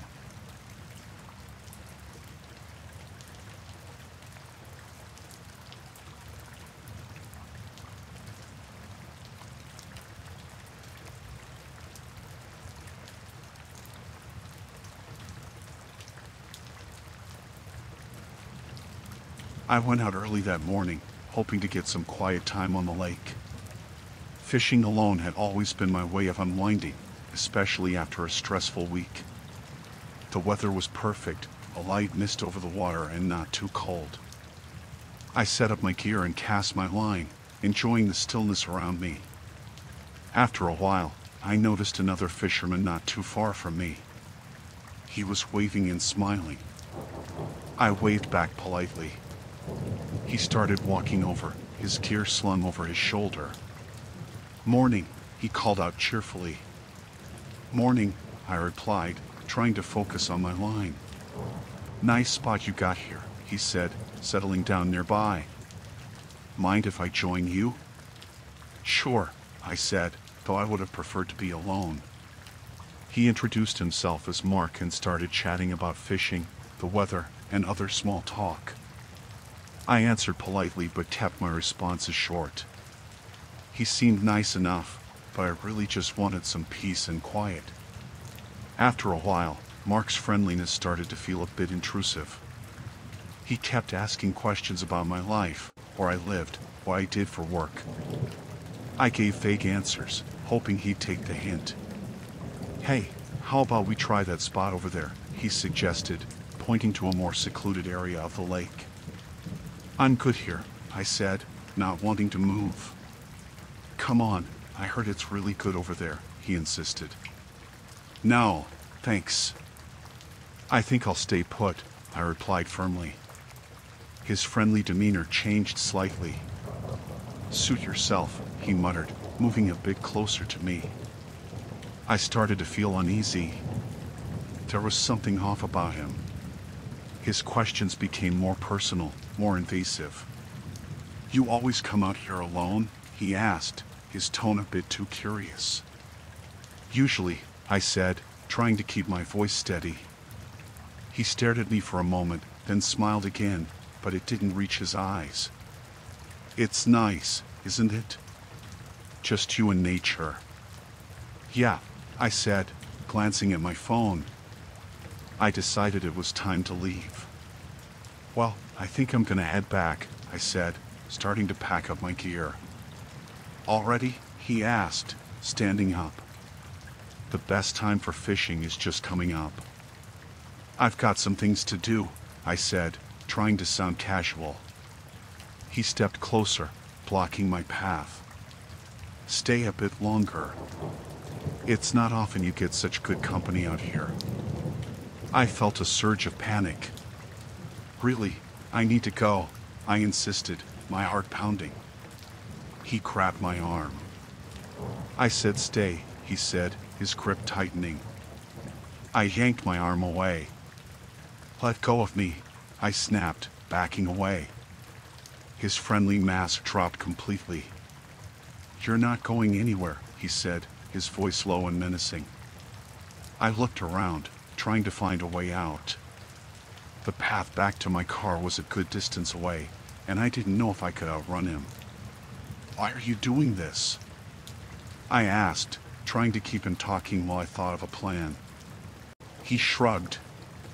"It's more fun with company," he said, taking a step closer. I backed up further, my mind racing.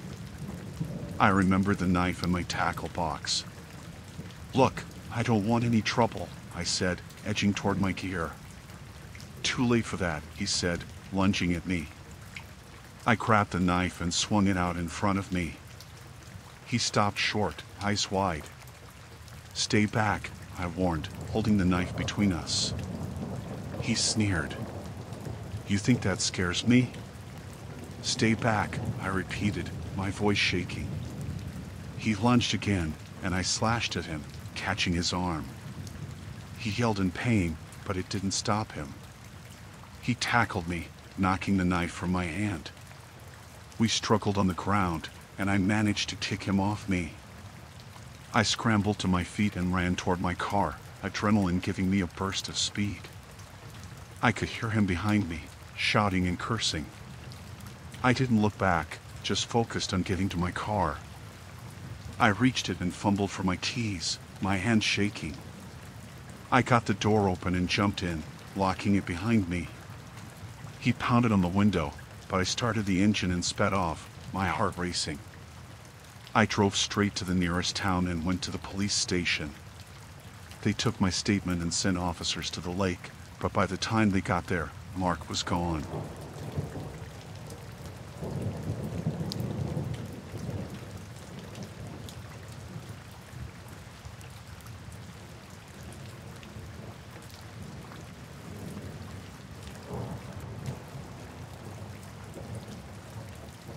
I was waiting for the last train home. It was late, and the platform was almost empty. Just a few people scattered around. I tried to keep to myself, but I noticed a man standing a bit further down, staring at me. I brushed it off at first, thinking he might just be zoning out or looking at something behind me. But his eyes never moved. The train finally arrived, and I hurried to get on. I picked an empty car, hoping for some peace and quiet. As I settled into a seat by the window, I saw him get on the same car. Out of all the empty seats, he chose the one directly across from me. I felt a chill run down my spine. I tried to focus on my phone, scrolling mindlessly through social media, but I could feel his eyes on me. Every time I glanced up, he was staring, unblinking. My heart started to race, and I thought about moving to another car, but I didn't want to seem paranoid or rude. Maybe it was just a coincidence, I told myself. But then he started talking. "Late night for you too?" His voice was low and raspy. I nodded, not really wanting to engage. He leaned forward, his eyes never leaving mine. "You shouldn't be out this late. It's not safe for someone like you." I didn't respond.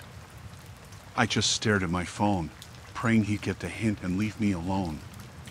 But he didn't. He kept talking, asking where I was going, if I lived alone, what I did for work. His questions were invasive and made me uncomfortable. I answered as briefly as possible, hoping he'd get bored and stop. The train moved through each station, and no one else got on. It was just me and him. I considered getting off at the next stop and waiting for another train, but I didn't want to be stuck on an empty platform with him. I decided to stay put and get off at my usual stop. He seemed to sense my discomfort and leaned back, still staring. I tried to think of ways to distract myself, but nothing worked. My thoughts were consumed by fear. The train announced my stop, and I stood up, hoping he'd stay behind. But he stood up too, following me to the door. I stepped off the train, my heart pounding. The platform was deserted, and I could hear his footsteps behind me. I walked quickly, trying to get to the exit, but he matched my pace. "Wait up," he called, his voice echoing in the empty station. I broke into a run, not caring if I seemed paranoid anymore. I could hear him running after me, his footsteps getting closer. I reached the stairs and bolted up them, my breath coming in short gasps. I glanced back and saw him gaining on me. Panic set in, and I pushed myself harder, my legs burning with effort. I burst out of the station and into the street. It was dark, and the few streetlights cast long shadows. I spotted a convenience store a block away and ran towards it, hoping for safety. I could still hear him behind me, but I didn't dare look back. I reached the store and burst through the doors, startling the cashier. I ran to the back, hiding behind a shelf, trying to catch my breath. I heard the man enter the store, his footsteps slow and deliberate. I peeked through the shelves and saw him looking around, searching for me. I grabbed my phone and dialed 911, whispering my location to the operator. I stayed hidden, praying the police would arrive soon. The man walked down each aisle, getting closer to my hiding spot. My heart was in my throat, and I could barely breathe. Just as he reached the aisle I was in, the sound of sirens filled the air. He froze, his eyes narrowing. He turned and walked out of the store, disappearing into the night. I stayed hidden until the police arrived, too scared to move. They took my statement and escorted me home, promising to patrol the area. I couldn't shake the feeling of his eyes on me, even in the safety of my apartment. I double-checked the locks and closed the curtains, but sleep didn't come easy that night. Every noise made me jump, and I couldn't stop thinking about what could have happened if I hadn't run. That night changed everything for me.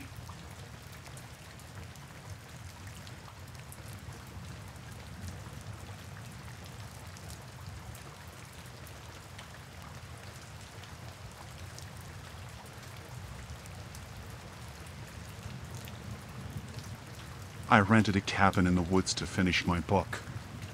The place was quiet and perfect for writing. One night, I was deep into my writing when I heard a knock at the door. It was strange because it was late, and I wasn't expecting anyone. I got up and looked through the window. A man stood there, looking nervous. He said he was lost and needed help. I hesitated but opened the door slightly. He said his name was Tim and that his car broke down a few miles back. He looked harmless, but something felt off. His story seemed rehearsed. I told him I could call someone for him, but he insisted on coming inside to use the phone. I didn't want to let him in, but it was cold outside. I told him to wait while I got my phone. As I turned away, I caught a glimpse of him looking around nervously. I returned with the phone and handed it to him through the crack in the door. He took it but didn't dial right away. Instead, he kept talking, asking if I was alone and if there were any other cabins nearby. His questions made me uneasy. I told him I was busy and needed to get back to my work. He finally dialed a number, but I didn't hear anyone answer. He handed the phone back and asked if he could come in just for a minute to warm up. I lied and said my heater was broken, hoping he'd leave. He didn't. He started talking about how dangerous the woods could be at night and how lucky I was to have a cabin. The more he talked, the more I felt like he was stalling. I kept the door barely open, ready to shut it if he tried anything. Suddenly, he asked if I had seen anyone else around. I said no, trying to keep my voice steady. He smiled, but it didn't reach his eyes. It was a cold, unsettling smile. He said he thought he saw someone lurking near the woods. I looked where he pointed, but it was too dark to see anything. I told him I needed to get back to my work and started to close the door. He put his hand on it, stopping me. His grip was strong. He leaned in and said he was really thirsty and just needed a glass of water. My heart was pounding now. I told him I'd bring him some water, but he insisted on coming inside. I knew then that he wasn't lost. He had a different plan. I pushed the door hard, trying to close it, but he was strong. He forced it open and stepped inside. I backed away, grabbing a heavy book from the table to use as a weapon. He looked around the cabin, nodding to himself. "Nice place you got here," he said, his tone mocking. I demanded he leave, but he just laughed. He started walking towards me, and I swung the book at him. He dodged it easily and grabbed my wrist, twisting it painfully until I dropped the book. He pushed me against the wall, his face inches from mine. "I'm not here to hurt you," he said, but his grip tightened. "I just need a place to stay for the night." His breath smelled of alcohol, and his eyes were wild. I was terrified. I tried to think of a way out. I told him he could stay if he let me go, hoping to buy some time. He released my wrist and stepped back, but his eyes never left me. I moved slowly towards the kitchen, trying to keep calm. I grabbed a knife from the counter and held it out in front of me. "You need to leave now," I said, my voice shaking. He stared at the knife and then at me. For a moment, I thought he might listen. But then he lunged at me, knocking the knife out of my hand. We struggled, and I managed to kick him hard in the shin. He cursed and let go of me. I ran towards the door, but he was right behind me. I grabbed a chair and swung it at him, hitting him in the side. He stumbled, giving me a chance to open the door. I ran outside, not looking back. The woods were dark, and I didn't know where to go.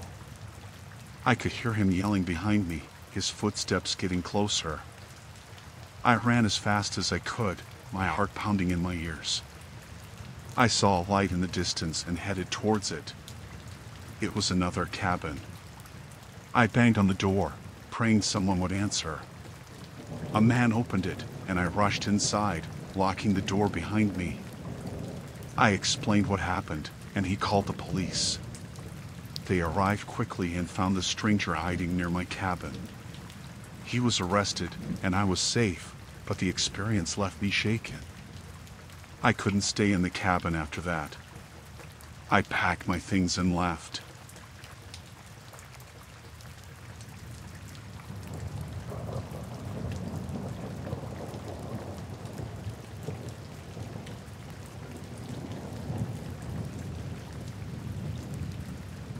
I rented a cabin out in the middle of nowhere, trying to get some peace and quiet to finish my novel.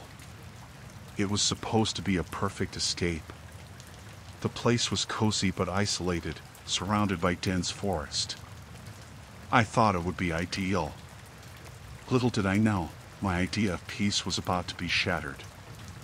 One night, as I sat in the living room working on my manuscript, I heard a knock at the door. It was strange because I hadn't seen anyone for days. I hesitated but then went to check. Through the peephole, I saw a man standing there, looking disheveled and cold. He introduced himself as John, saying he was lost and needed help. He claimed his car broke down miles away, and he had been walking for hours. His story didn't add up. I noticed his clothes were clean for someone who had been wandering in the woods. I told him I couldn't help since I was alone and needed to keep the door locked. He seemed to accept that, but something about him made me uneasy. His eyes kept darting around as if he was searching for something beyond the warmth of the cabin.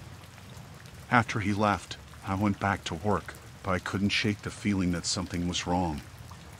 My writing flow was interrupted by the eerie quiet of the cabin and the shadowy figures of the forest outside. I kept checking the door to make sure it was still locked. Later that night, I heard another knock. This time, it was more insistent. I peeked through the peephole again, and to my surprise, John was back. He said he had found his way but claimed he needed to use the phone. I refused, telling him I'd call someone for him. He insisted and started getting agitated. His demeanor shifted from calm to erratic, and he began making strange comments about how I should let him in.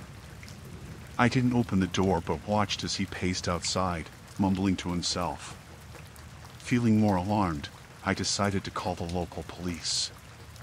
I tried to stay calm, explaining the situation and giving them the details of John's description. The operator assured me they would send someone out, but it would take a while given the location of the cabin. As I waited, I noticed something unsettling. From a window, I saw John trying to peek inside. It was clear he was trying to figure out where I was. I had no way of knowing if he had any weapons or if he was alone. The minutes dragged on, and I could hear John's muffled voice outside, growing more frustrated. He started banging on the door, demanding I let him in. I stayed hidden and silent, not sure what his next move would be. Eventually, I heard a vehicle approach. My heart raced with hope that it was the police. I carefully opened the door slightly, and when I saw the officers, I quickly let them inside. They searched the area but found no sign of John. The officers assured me that he had probably left, but they would patrol the area to make sure. They asked if I wanted to leave with them, but I insisted on staying. I felt safer now, knowing the police were nearby. After they left, I double-checked all the locks and set up a few more security measures. The night was long and tense, but I managed to sleep fitfully, constantly waking at every little sound. The next morning, I packed up my things quickly, eager to leave the cabin behind. As I drove away, I glanced back one last time, hoping never to see that place or John again.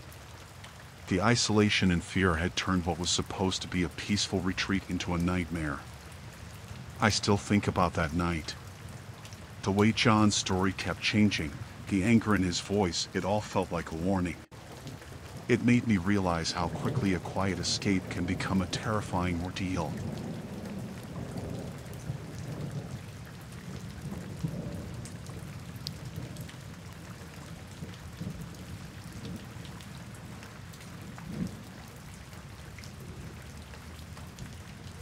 It was late, and the rain was coming down hard.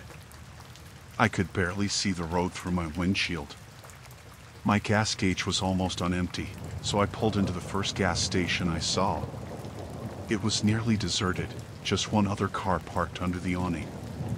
The station looked old and run down, but it was my only option. I got out of my car and ran to the door, trying to avoid getting too wet. The inside was dimly lit, and the smell of old coffee hung in the air. The attendant was an older man, maybe in his late 50s, with a friendly smile that didn't quite reach his eyes. He greeted me as I came in.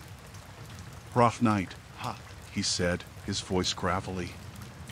"Yeah, just need some gas," I replied, trying to be polite but not really wanting to engage in conversation. "Sure thing.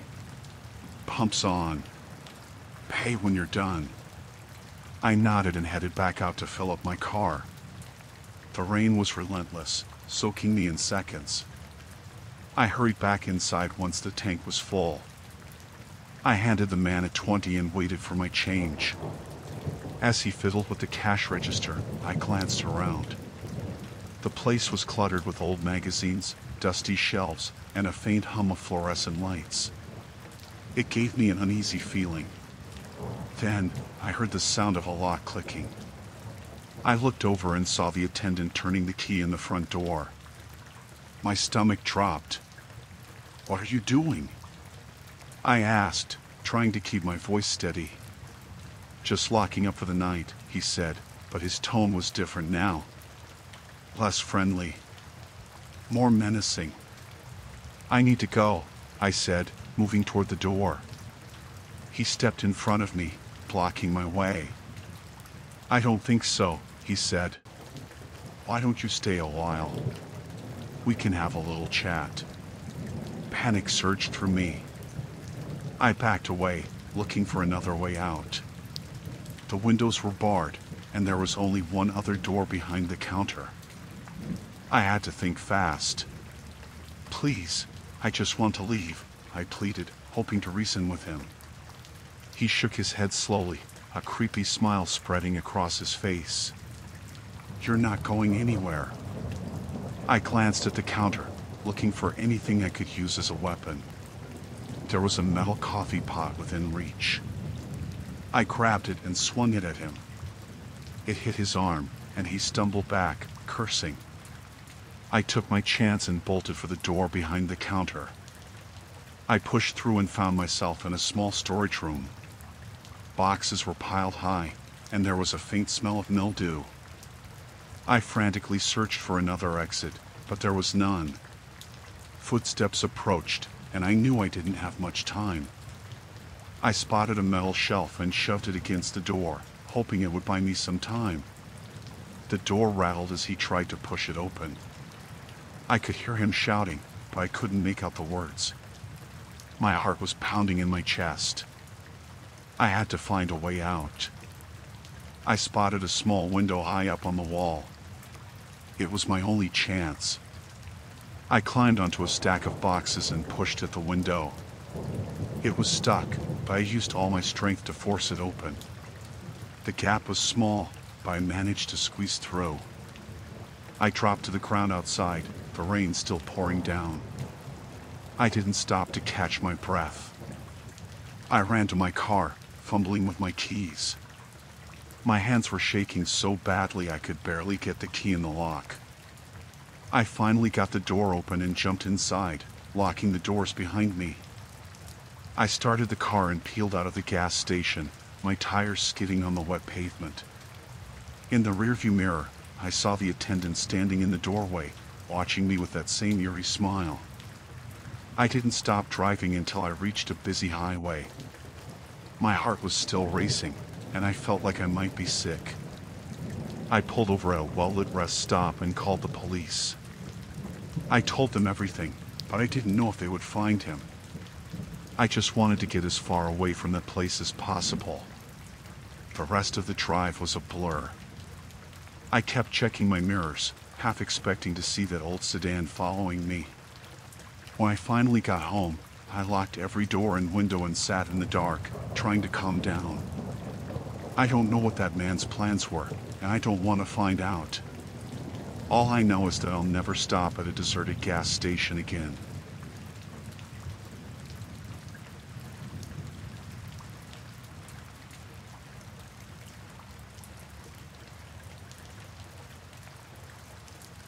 I left work late that night, the rain pouring down hard. The office was almost empty when I stepped out, and the streets were quiet. I hurried to the parking garage, my coat barely keeping me dry. The sound of the rain hitting the pavement was loud, but I noticed something else. Footsteps behind me.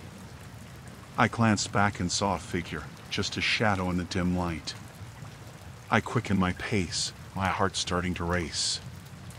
I told myself it was nothing, just someone else trying to get out of the storm. But the footsteps matched my speed. The parking garage was dark and mostly empty, just a few cars scattered around. I headed for my car, parked in a corner on the second level. The footsteps got louder, closer. I reached my car and fumbled with my keys, my hands shaking. As I unlocked the door, I saw him out of the corner of my eye. A man, drenched from the rain, his face obscured by a hood. He was walking straight towards me. I jumped into the car and locked the doors, my breath coming in short gasps. He reached my window and knocked on it, hard. I could see his face now, pale and expressionless. "Open the door," he said, his voice muffled by the glass. I shook my head, my hands gripping the steering wheel. He pounded on the window again, harder this time. "Open the door," he repeated, more forcefully. I started the car, my mind racing. I had to get out of there. As I put the car in reverse, he moved to the back, blocking my way. I hesitated, not wanting to hit him, but he didn't move. Suddenly, he pulled something from his coat. A crowbar. He swung it at the window, shattering the glass. I screamed and hit the gas, the car lurching backward. He jumped out of the way, and I sped out of the parking spot, my tires squealing on the wet concrete. I didn't look back as I drove down the ramp, my heart pounding in my chest. I reached the exit and turned onto the street, the rain coming down even harder now. I kept checking my mirrors, half expecting to see him following me. I drove straight to the police station, my hands still shaking.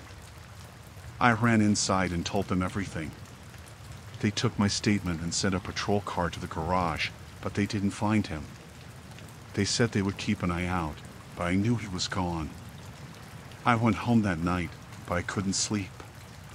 Every time I closed my eyes, I saw his face, heard the sound of the crowbar hitting the window. I kept thinking about what could have happened if I hadn't gotten away. The next day, I called my boss and told him what happened. He understood and let me work from home for a while. I couldn't bring myself to go back to that garage.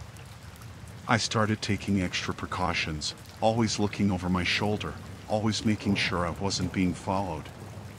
The police never caught him, and I never saw him again.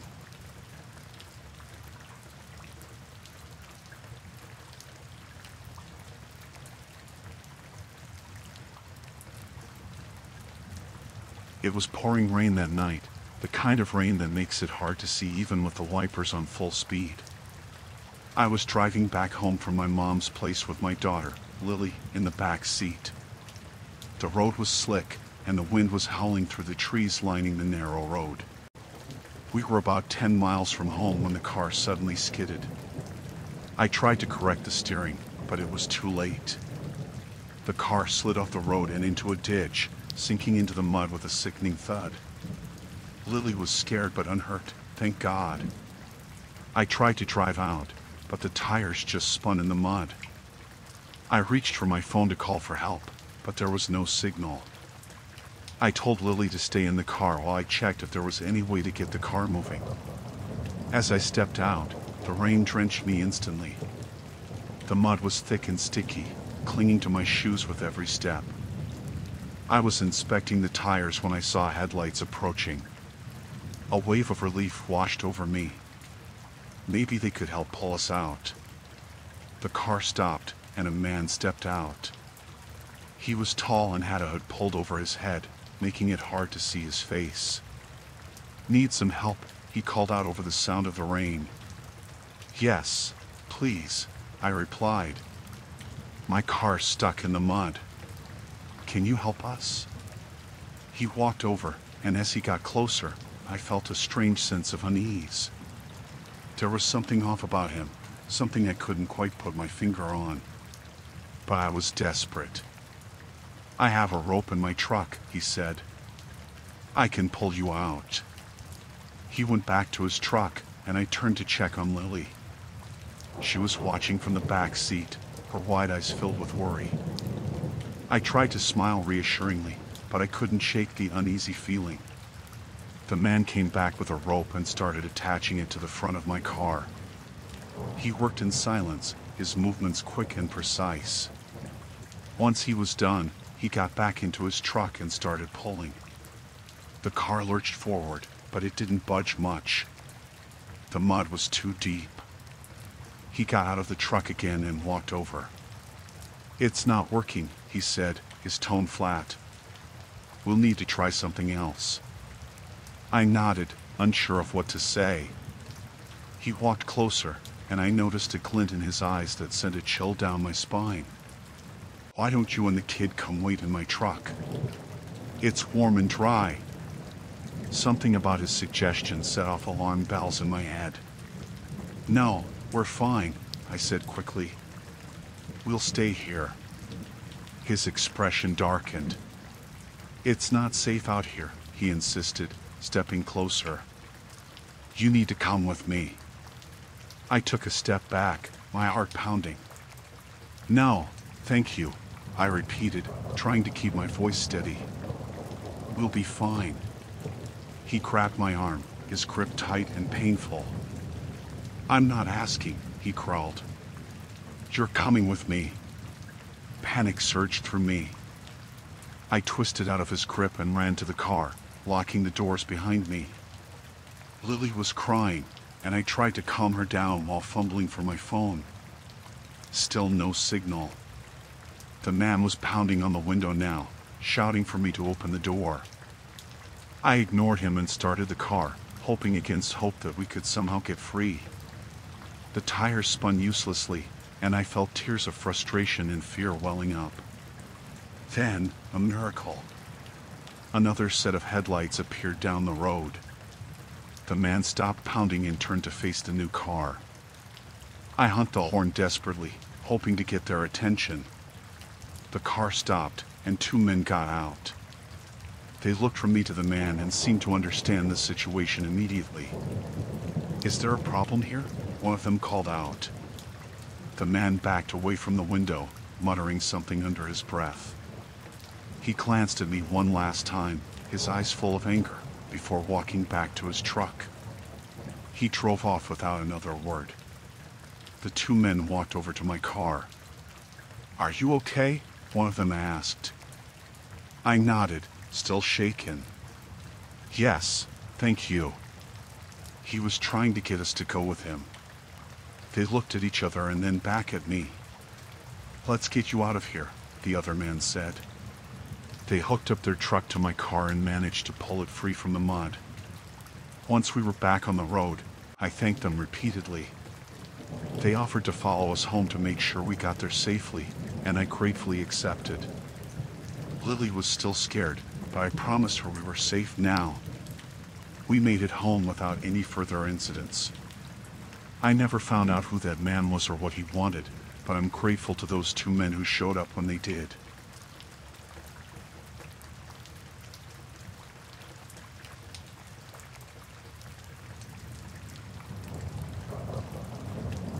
It was pouring rain the night I checked into the hotel.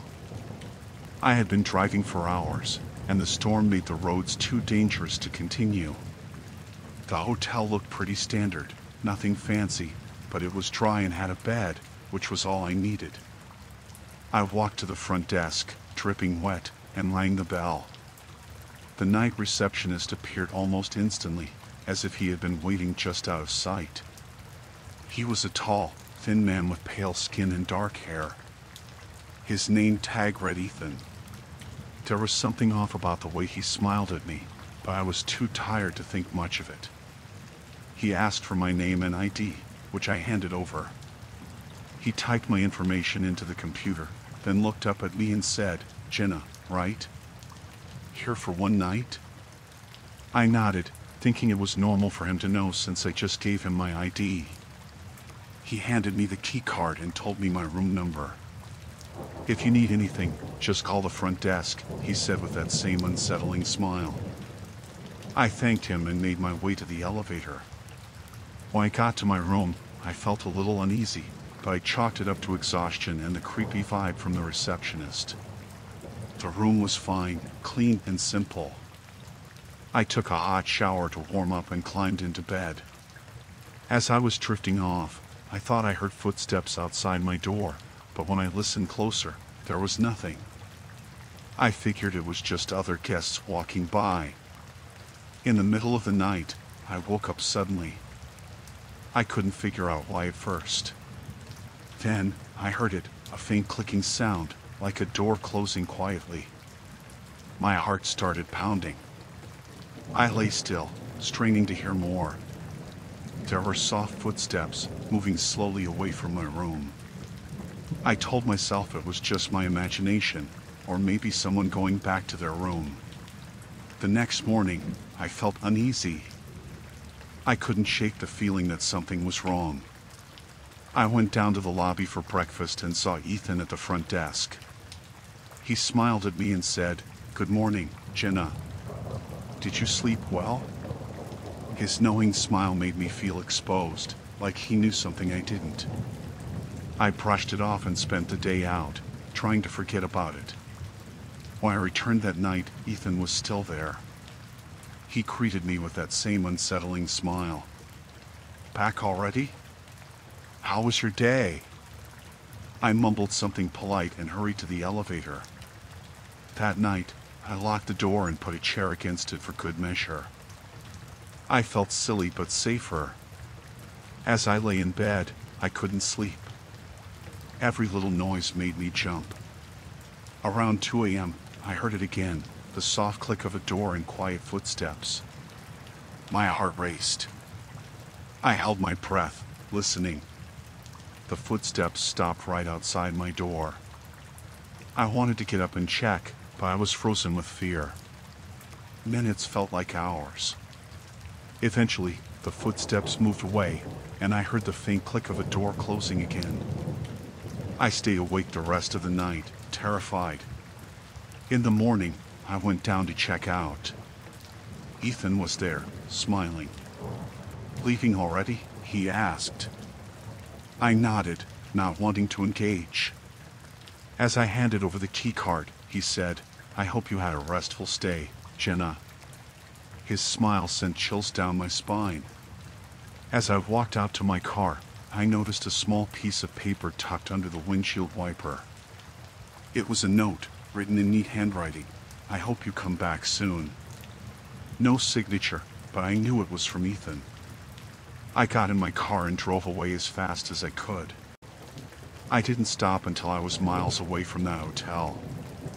The whole drive, I couldn't stop thinking about how he knew my name and how he had been outside my room at night. I realized then that he must have had a master key. He had been in my room while I slept. I never reported it. I just wanted to forget it ever happened. But every time I stay in a hotel now, I can't help but remember that night and wonder if someone is watching me.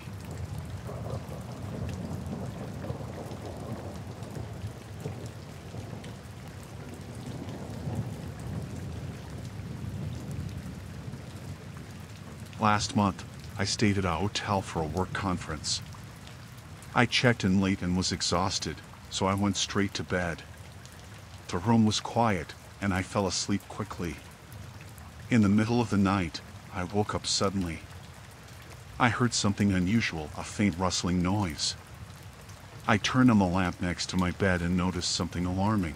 There was someone lying on the floor across the room. I was confused and terrified.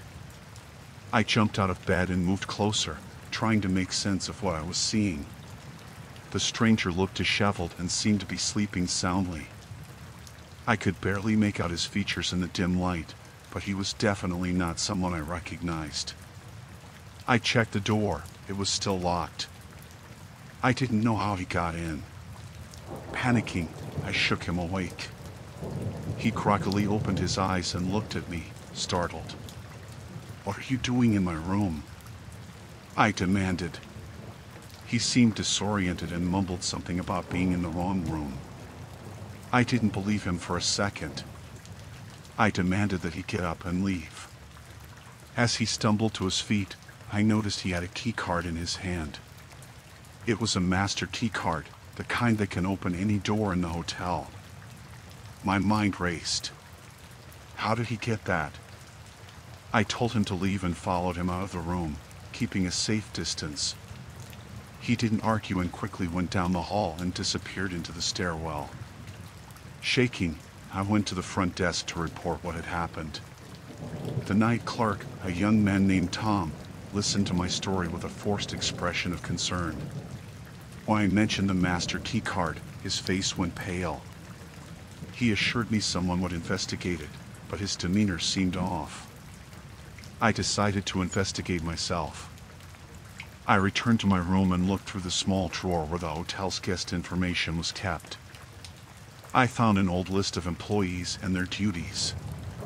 It seemed Tom was listed as a night auditor, which meant he had access to the master key cards. Feeling uneasy, I decided to call the local police. They arrived quickly and started questioning Tom. They told me they had received complaints before about missing items and unauthorized access in various rooms. It seemed that Tom had been giving out spare key cards to strangers for money. The police took Tom into custody, and the hotel manager apologized profusely, assuring me that they would tighten their security and review their procedures. I was relieved but still shaken. I had no idea what could have happened if I hadn't woken up. The police also found other guests who had been affected, and they were informed. The next day, I checked out of the hotel and moved to a different one. I'm still unsettled by how easily things could have gone wrong.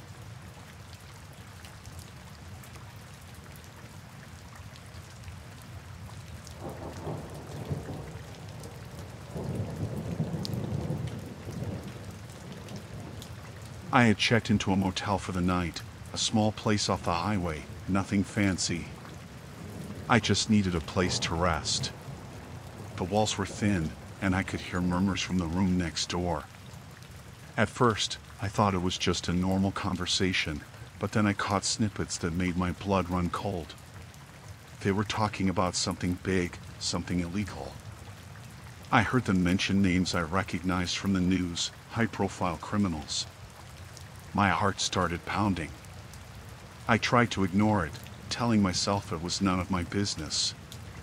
But the more I listened, the clearer it became. They were planning something dangerous. I moved closer to the wall, trying to hear better. One voice stood out, deep and commanding. He was giving orders, talking about shipments and payments. Another voice was nervous, asking questions, seeking reassurance. They were talking about a deal going down the next day. I felt a knot in my stomach.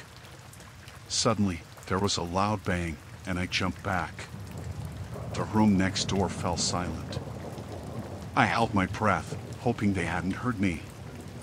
Then I heard footsteps, slow and deliberate, moving towards the door. My heart was racing, and I backed away from the wall, trying to act natural. A moment later, there was a knock on my door. I froze, not sure what to do. The knock came again, harder this time. I knew I couldn't ignore it. I opened the door a crack, peering out. A tall man in a dark suit was standing there, his eyes cold and hard. "Can I help you?" I asked, trying to keep my voice steady. He stared at me for a moment, then said, "We heard some noise from your room. Everything okay in here?" I nodded, forcing a smile. Yeah, just watching TV. Sorry if I was too loud. He didn't seem convinced. He glanced around the room, then looked back at me.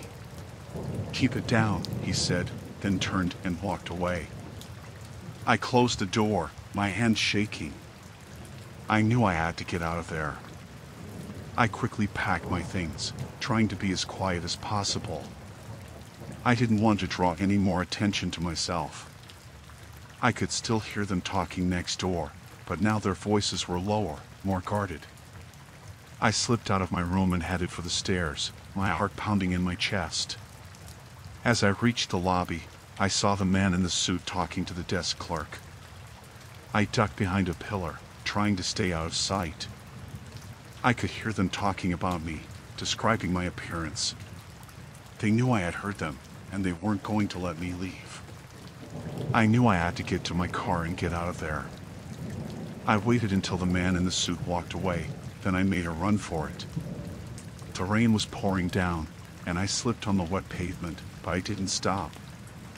I reached my car and fumbled with the keys, my hands shaking. Just as I got the door open, I heard footsteps behind me. I turned and saw the man in the suit coming towards me, his face twisted with anger. I jumped into the car and locked the doors, then started the engine. He pounded on the window, shouting at me to open the door. I didn't wait to see what he would do next. I threw the car into reverse and backed out of the parking space, then sped out of the lot. I could see him in the rearview mirror, watching me as I drove away. I didn't slow down until I was miles away, my heart still racing. I drove to the nearest police station and told them everything. They took my statement and assured me they would investigate. I knew it wasn't over, though. Those men knew who I was, and they wouldn't forget. I had heard too much, and now I was a target. The police put me in touch with a safe house, a place where I could stay until it was safe. I spent the next few days looking over my shoulder, jumping at every noise. I knew I couldn't stay hidden forever, but for now, I was safe. The police eventually caught the criminals, and they were arrested. I don't stay in motels anymore, and I don't eavesdrop on conversations. I learned my lesson that night. Sometimes, it's better not to know.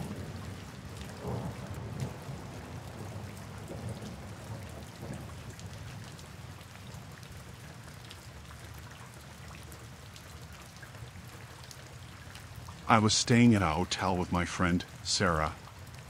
We were in town for a concert, just a weekend trip to have some fun. We got our room keys, went up to our room, and settled in. The hotel wasn't anything fancy, just a typical mid-range place, but it was clean and comfortable. After a long day of travel, we decided to get some sleep. Sarah said she was going to grab a drink from the vending machine down the hall. I was tired and told her I'd wait for her in the room. She grabbed her tea and left. I lay down on the bed, scrolling through my phone to pass the time. 10 minutes passed, then 15. I started to get worried. Sarah wasn't the type to take this long for something simple. I got up and went to the door, opened it, and looked down the hallway. It was empty. I called out her name, but there was no answer. My heart started to pound in my chest. I stepped out of the room and walked to the vending machines. No sign of her. I went down to the front desk and asked if they'd seen her. The night clerk gave me a puzzled look and said no one matching her description had come by. I insisted she was just getting a drink. The clerk checked the security cameras but said they didn't see anyone in the hallways or near the vending machines. Panic set in. I went back to the room, hoping she returned. An hour passed. I called her phone, but it went straight to voicemail. Something was very wrong. I decided to go back to the front desk and demand they take another look. This time, a different clerk was there. I explained everything again, and they checked the records. According to their system, Sarah had never checked in. They had no record of her at all. I was furious and scared. I knew she was here. I had seen her walk out of the room. The clerk suggested I might be mistaken. Maybe she checked into another hotel. But I knew that wasn't true. I went back to the room, trying to think. As I sat there, I noticed something strange. A piece of paper sticking out from under the bed. I pulled it out and saw it was a business card for a local nightclub. It seemed out of place. I decided to investigate. The nightclub was a seedy place in a rundown part of town. I showed the card to the bouncer, and he let me in without a word. The inside was dark and loud, filled with smoke and the smell of alcohol. I felt out of place and nervous, but I had to find Sarah. I wandered around, asking people if they'd seen her. Most ignored me, but one man pulled me aside.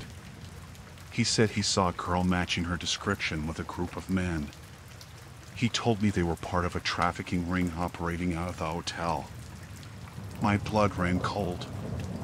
He warned me to leave and forget I ever saw anything. But I couldn't just leave Sarah.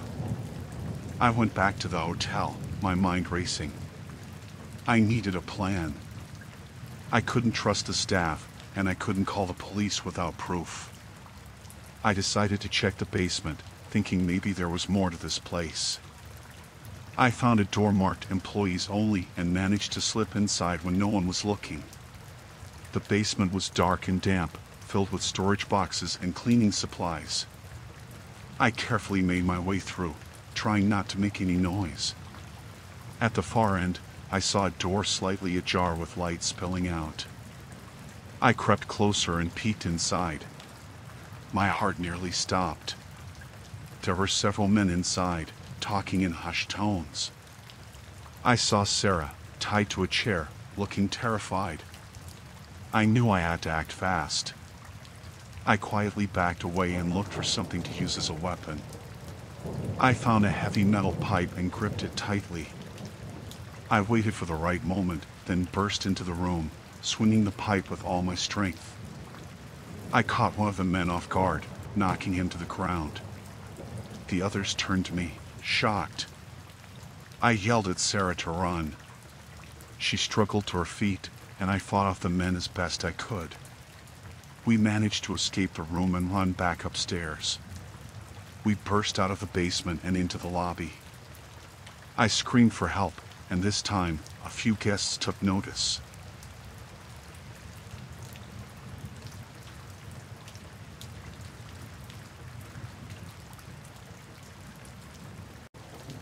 I had been hiking all day, and the rain started coming down hard as evening approached. I was in the middle of the woods, far from any town or road. The trail was muddy, and I was soaked. I needed to find shelter quickly. That's when I saw the cabin through the trees. It looked old and abandoned, but it was better than being out in the storm. I pushed through the wet underbrush and reached the cabin. The door was slightly ajar, creaking as I pushed it open. Inside, it was dark and smelled musty. I shook off the rain and stepped in, hoping to find a dry spot to rest. I found an old chair and a table, some broken shelves, and a small fireplace. There were no lights, but I had a flashlight in my pack. I set my things down and explored a bit. The cabin was just one room, with a couple of small windows. The rain pounded on the roof, and the wind howled outside. I felt a bit uneasy, but it was better than being out in the storm. I decided to make a small fire to warm up and dry off. As I was gathering some old wood from a pile in the corner, I noticed something odd. There were fresh food wrappers and an empty water bottle under the table. It looked like someone had been here recently. My heart started to race. What if they came back? I tried to calm myself, thinking it could have been a hiker like me, seeking shelter from the rain. I lit the fire and warmed my hands. The small flickering flames cast shadows on the walls, making the cabin feel even more eerie. I decided to stay close to the door, just in case. The rain showed no signs of letting up, and it was getting darker. I sat in the chair, trying to relax, but every creak and groan of the cabin made me jump. A loud noise from outside made me freeze. I turned off my flashlight and listened. Footsteps. Someone was coming. Panic set in. I looked around for a place to hide. There was a small closet near the back wall.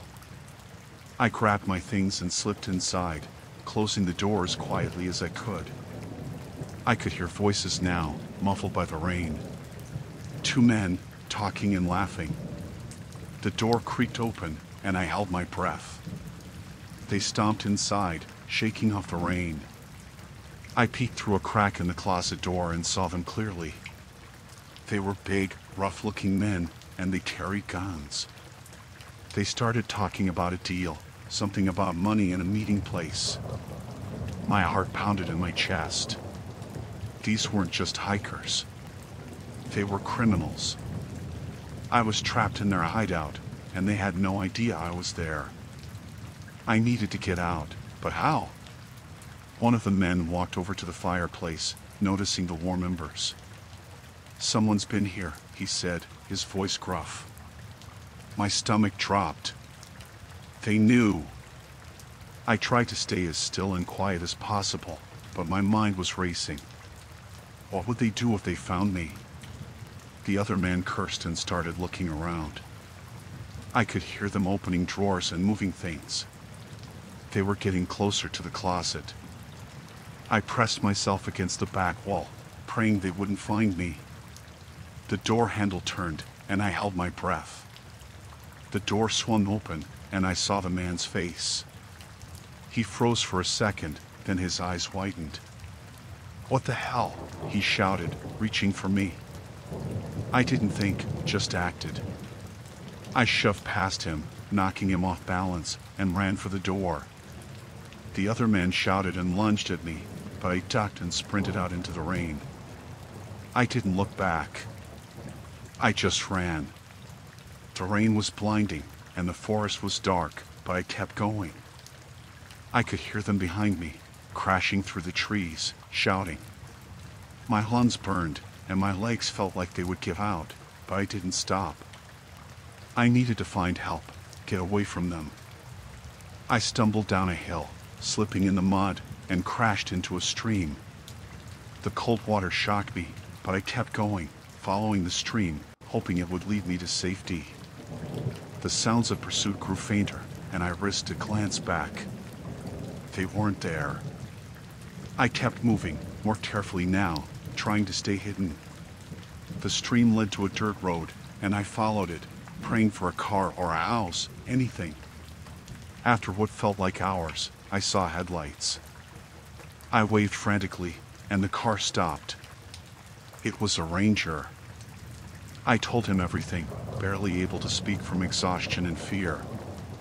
He took me to the nearest station, where I finally felt safe. They never found the men or the cabin. I still think about that night, how close I came to being caught. I haven't been back to the woods since.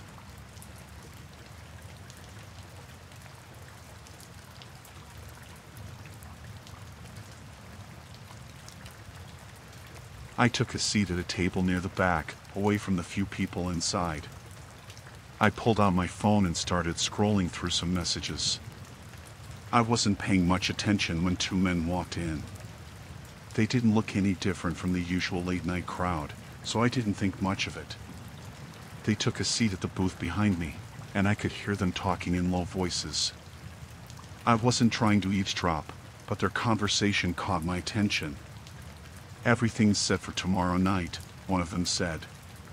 His voice was rough, like he'd been smoking all his life. "You sure no one's gonna be there?" the other one asked. He sounded nervous, jittery. "Positive. The place will be empty. We go in, get the cash, and get out. Easy job." My heart started pounding. They were talking about a robbery. I tried to keep my cool and not let on that I was listening. I glanced around the diner, but no one else seemed to notice. The men kept talking, going over details, and I couldn't believe what I was hearing. They mentioned a warehouse and a lot of money. Then, I made the mistake of shifting slightly in my chair. The noise must have caught their attention. The talking stopped, and I could feel their eyes on me. I didn't dare look back. "Did you hear something?" the nervous one asked. "Yeah," the rough voice replied. "Hey, you." I tried to act casual as I turned around. "Yeah." "What are you doing back here?" the rough one asked. He had a hard look in his eyes that made my stomach drop. "Just waiting for my coffee," I said, trying to sound calm. "You hear anything you shouldn't have?" he asked, leaning forward. "No, just minding my own business," I lied. He stared at me for a moment, then nodded. "Good. Make sure it stays that way." I nodded and turned back around, my heart racing. I needed to get out of there. My coffee came, and I quickly paid, leaving a generous tip for the waitress. As I walked out, I could feel their eyes on me. I kept my pace steady until I was outside, then hurried to my car. Once I was safely inside, I called the police and told them everything. They took down the details and said they'd look into it. I drove home, constantly checking my rearview mirror to make sure I wasn't being followed. I couldn't sleep that night. Every noise made me jump. I kept thinking about those men and what they might do if they found out I'd reported them. The next day, I went to work as usual, but I was on edge, constantly looking over my shoulder. A few days later, I was walking to my car after my shift when I noticed a man standing across the street, watching me. It was the nervous one from the diner. Panic surged through me. I quickly got into my car and drove off, trying to stay calm. I drove around for a while, making sure I wasn't being followed before heading home. That night, I got a call from an unknown number. I didn't want to answer, but something told me I should. When I picked up, no one spoke. I could hear breathing on the other end, then a click as they hung up. I knew it was them. They knew where I lived. I called the police again, but they said there wasn't much they could do without more evidence. They advised me to stay vigilant and report any suspicious activity. It wasn't much comfort. For the next few days, I was a wreck. I barely slept, and when I did, I had nightmares about those men finding me. I saw the nervous one a couple more times, always watching from a distance. I didn't know what to do. I felt trapped, always looking over my shoulder. Then, one night, I heard a noise outside my apartment. It was late, and the neighborhood was quiet. I peeked out the window and saw a shadowy figure standing by my car. My heart pounded in my chest. I grabbed my phone and dialed 911, whispering to the operator what was happening. The figure moved towards my building, and I knew I couldn't stay. I slipped out the back door and ran to a neighbor's house, banging on the door until they let me in.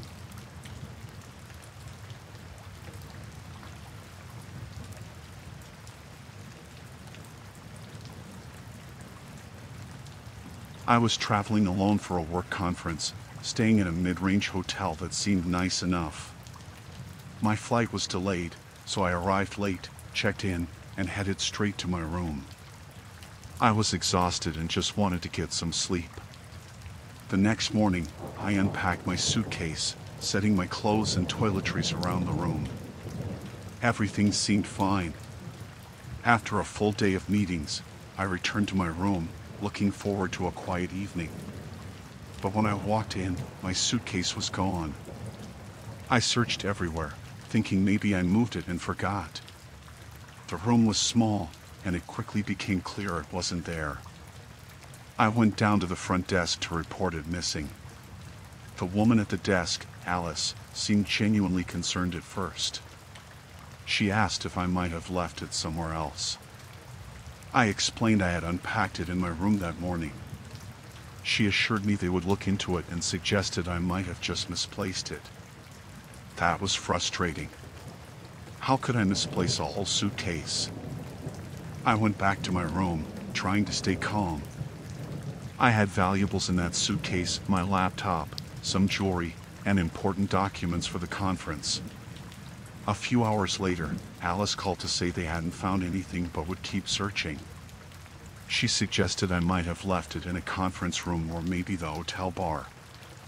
I knew that wasn't the case, but I checked anyway. Nothing. That night, I barely slept. I kept replaying the day in my head, trying to figure out what happened. The next morning, I decided to take matters into my own hands. I started asking around, talking to other guests and staff members, hoping someone saw something. Most people were sympathetic but had no information. Around midday, I spoke with one of the cleaning staff, an older lady named Maria. She mentioned seeing a young man, one of the newer employees, hanging around my floor more than usual. She thought it was odd but didn't think much of it at the time. My heart raced. I had a lead. I went back to Alice with this new information. She seemed skeptical but promised to look into it. I decided to follow up myself. I started watching the hotel staff, particularly the newer employees. It didn't take long to notice a young man, maybe in his mid-20s, who seemed a bit too interested in the guests and their rooms. His name tag said David. I saw him hovering near rooms after guests left, always with an excuse if anyone asked. I followed him discreetly for a while, hoping to catch him in the act. My gut told me he was the one. That evening, I saw David enter a guest's room with a master key card. My heart pounded as I crept closer. He emerged a few minutes later, carrying a small bag. I knew I had to act. I waited until he left, then quickly went to Alice with what I saw. Alice looked shocked and called hotel security. They caught David red-handed, and under questioning, he admitted to stealing from multiple guests, including me. He had been using the master key card to enter rooms when guests were out. My suitcase was found in a storage closet along with other stolen items. The hotel manager apologized profusely and assured me they would take action to prevent this from happening again. They offered me a free stay, but I just wanted to get out of there. I packed my things and checked out, relieved to be leaving but still shaken. I learned later that David was arrested, and the hotel implemented stricter security measures. I was grateful to get my belongings back, but the experience left me wary.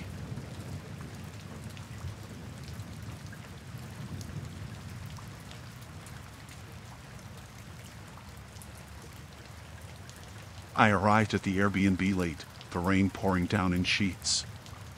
It had been a long drive, and all I wanted was to get inside and dry off. The place looked cozy in the pictures, and when I finally pulled up, it seemed all right. A small cottage tucked away from the main road, lights glowing warmly inside. I grabbed my bags and hurried to the door. The owner, Paul, greeted me. He seemed friendly enough, though there was something about his smile that made me uneasy. I brushed it off as paranoia. It had been a stressful week. I thanked him, took the keys, and stepped inside. The place was charming, just like the photos. Rustic furniture, a fireplace, and the soft patter of rain on the roof. I unpacked my things and tried to relax, but the unease lingered. I chalked it up to the storm outside and decided to take a shower. After I finished, I went to lock the front door. That's when I noticed it. The lock was on the outside. My heart skipped a beat. I checked the other doors and windows. All of them had the same setup. Locks on the outside, none on the inside. Panic set in. I tried calling Paul, but my phone had no signal. The Wi-Fi wasn't working either.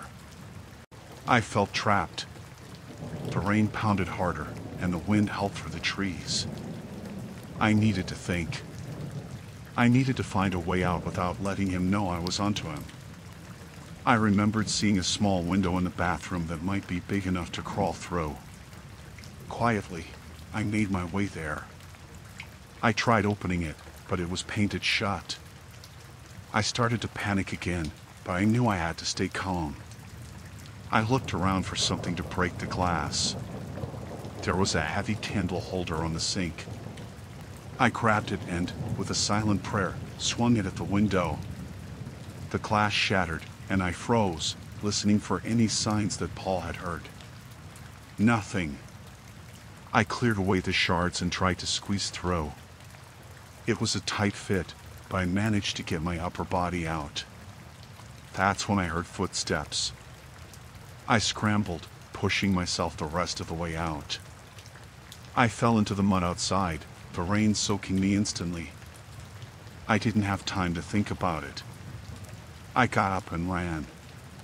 The trees were dense, and the darkness made it hard to see. I stumbled over roots and rocks, my heart pounding in my chest. I heard a door slam behind me and knew Paul was coming. I had to keep moving. I ran until my lungs burned and my legs felt like they would give out. I found a small clearing and hid behind a fallen log, trying to catch my breath. I could hear Paul shouting, calling my name, his voice getting closer. I needed to find help, but I didn't know where I was. I decided to keep heading away from the cottage, hoping I'd find a road or another house. I moved as quietly as I could, every sound making my heart race. After what felt like hours, I saw lights through the trees.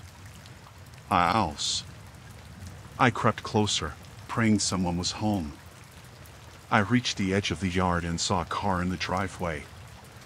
I ran to the front door and banged on it, hoping whoever was inside would help me. The door opened, and an older woman stood there, looking confused and worried.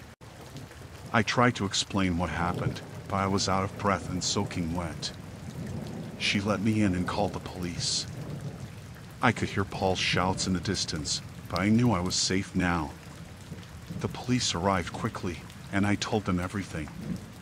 They found Paul searching the woods near the cottage. He tried to deny everything, but they found evidence in the house that backed up my story. Hidden cameras, restraints, things that made my skin crawl. I never found out what Paul's true intentions were, and I didn't want to. I just wanted to forget the whole ordeal. The police assured me he would be locked up for a long time, but it didn't make me feel much better. The rain had stopped by the time I left the police station. A friend picked me up and drove me home. I spent the rest of the night wide awake, listening to every creak and rustle, afraid that somehow Paul would find me. I knew it was irrational, but after that night, I couldn't help but feel that I was never truly safe.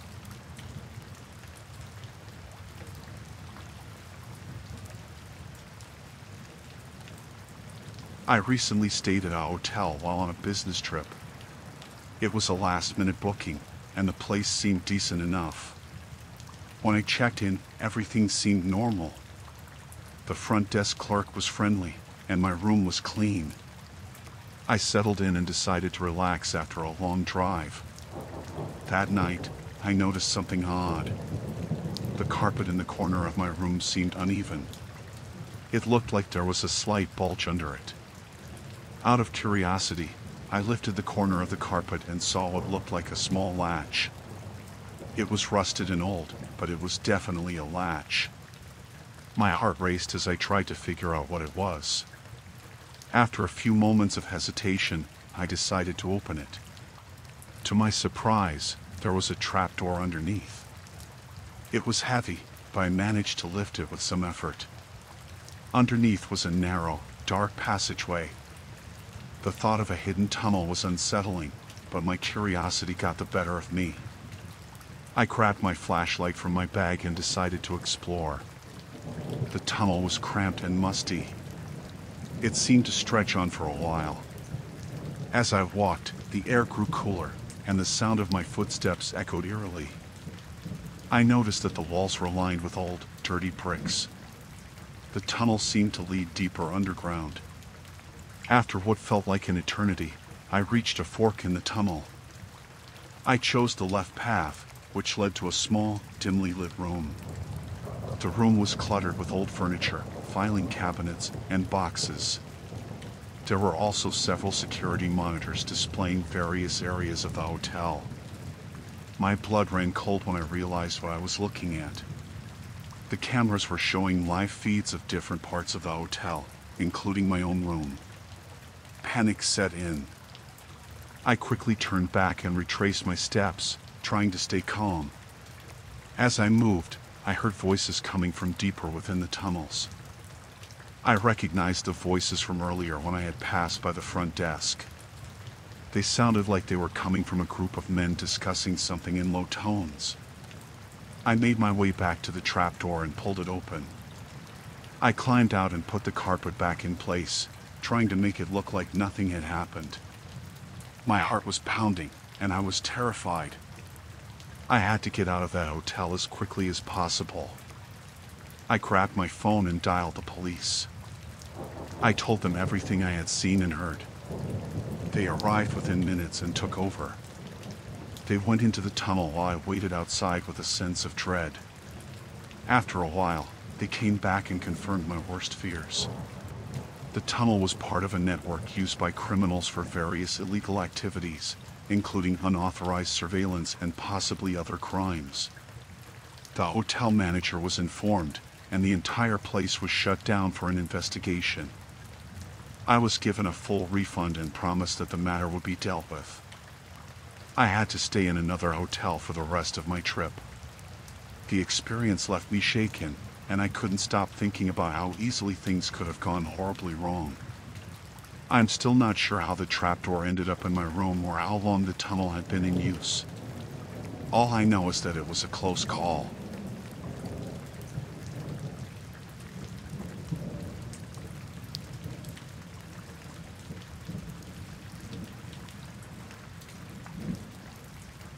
I decided to stay at the rundown motel on the edge of town for a few nights while covering a story on local crime. The place was cheap and unremarkable, exactly what I needed for a few days of reporting. It was clear from the start that the motel was worn out, flickering lights, peeling paint, and a distinct musty smell. But it was close to where I needed to be, so I didn't think much of it. The first night was uneventful. I spent most of it going through my notes and organizing interviews. By the second night, though, things started to get strange. I was working late, typing away on my laptop when I heard voices from the adjacent room. It wasn't unusual for a place like this, but the low, tense tone of the conversation caught my attention. I tried to ignore it, thinking it was just another argument or some loud guests. But then I heard something that made me sit up. There was mention of a shipment and pickup. The words sounded urgent, almost like a deal was about to go down. My curiosity got the better of me, and I decided to investigate. I peered through the peephole but saw nothing. I then crept to the window and looked outside. I saw a couple of unmarked cars parked nearby, and several people moving in and out of the room next to mine. I couldn't see much more, so I decided to step outside and investigate from a safer distance. As I walked toward the cars, I saw a man in a suit talking to two other men who looked out of place in the neighborhood. My instincts told me something was off, but I tried to stay calm and blend into the background. Just then, I saw a couple of large duffel bags being unloaded from one of the cars. I was about to turn back when I noticed a figure watching me from the corner of the building. It was a tall man in a dark coat. I froze. He looked right at me and then nodded towards the door of the room next to mine. I knew I had been spotted. My heart raced as I turned to head back to my room, but the man was already moving toward me. I made it back to my room and locked the door, trying to keep my breathing steady. I pulled out my phone and dialed 911, but as I was about to speak, a loud knock came from the door. I jumped and looked through the peephole. It was the man from outside, looking directly at me. Panic set in. I hung up the phone and backed away from the door. The knock turned into banging, and I heard muffled voices demanding I open up. I knew they were after me now. I grabbed my laptop and phone and tried to find another exit, but the only other door led to a stairwell that might be a trap. I listened carefully and heard sirens approaching. The noise outside escalated as police cars arrived and officers began shouting. It sounded like a full-scale operation was unfolding. I realized the man from earlier must have been part of the criminal operation and that the whole scene was much bigger than I had thought. The banging at my door stopped. I peeked through the peephole again and saw that the man was gone. I quickly made my way to the back exit, which was a small, poorly lit alley. I could see officers and criminals in a standoff from a distance. I needed to get out of there before things got even worse. I darted down the alley, staying close to the walls, and made my way to a nearby street where I could call for a ride. My hands were shaking as I waited for the car to arrive. When it finally did, I got in and directed the driver to a safer part of town. Once I was in a safer place, I reached out to my editor and briefed him on everything that happened. The situation was chaotic, but it was clear I had narrowly avoided a dangerous encounter. The police later confirmed that they had arrested several people involved in the operation, and it was a major bust.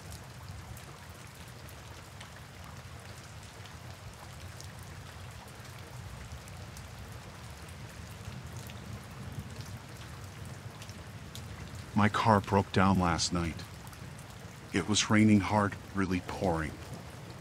I was on a desolate road, no lights, no other cars, just me and the storm. I managed to get off to the side, but it didn't help much. My phone barely had any signal, but I got through to a tow truck. They said it would be hours before they could get to me.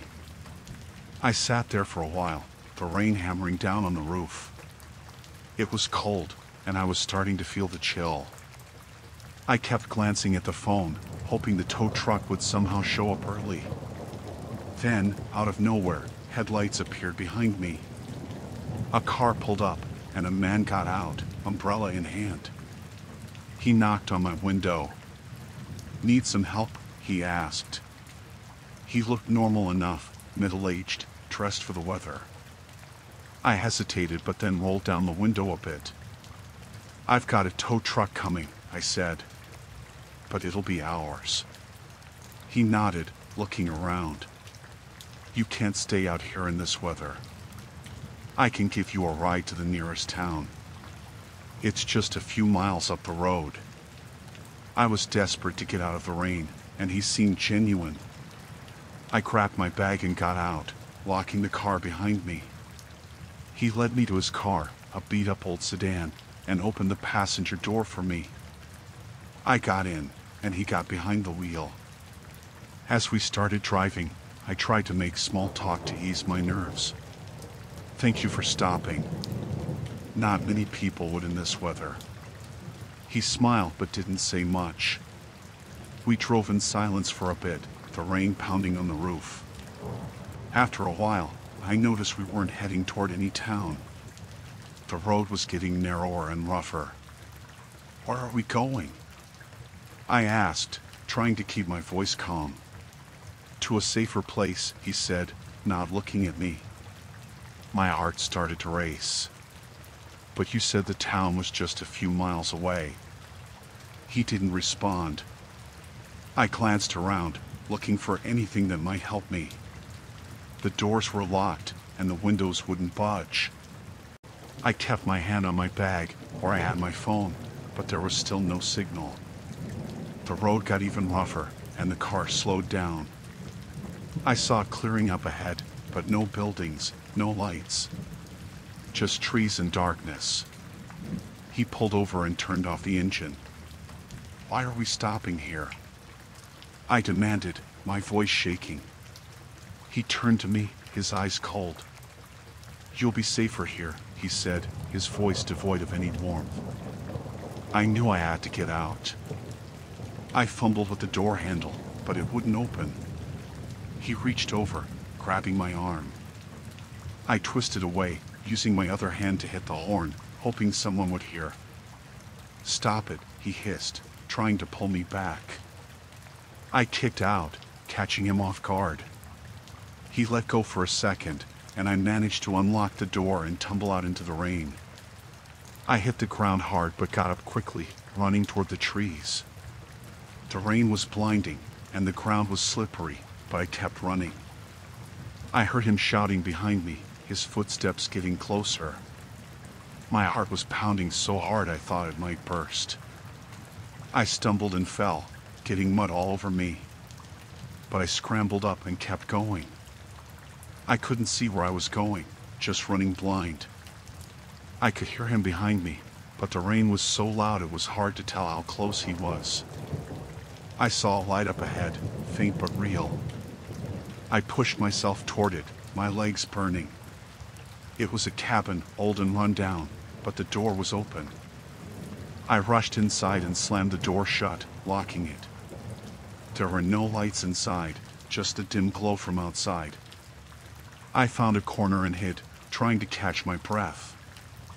I could hear him outside, yelling, but I stayed quiet. I prayed he wouldn't find me. After what felt like hours, the shouting stopped. I waited, terrified he might come back. But the rain kept falling, and eventually, I couldn't hear anything but the storm. I stayed in that cabin until morning. When the rain finally let up, I cautiously stepped outside. The man was gone, and there was no sign of his car. I started walking, sticking to the main road. It took me hours, but I finally found a ranger station and told them everything. They never found him. I don't know what he wanted, and I don't want to think about what might have happened if I hadn't escaped.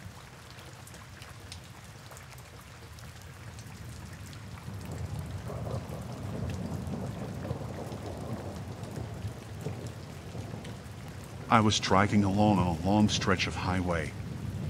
The rain started coming down harder, making it difficult to see. The windshield wipers were going full speed, but it didn't seem to help much. The road was nearly deserted, and I felt a bit uneasy. It was the kind of night that made you wish you weren't alone.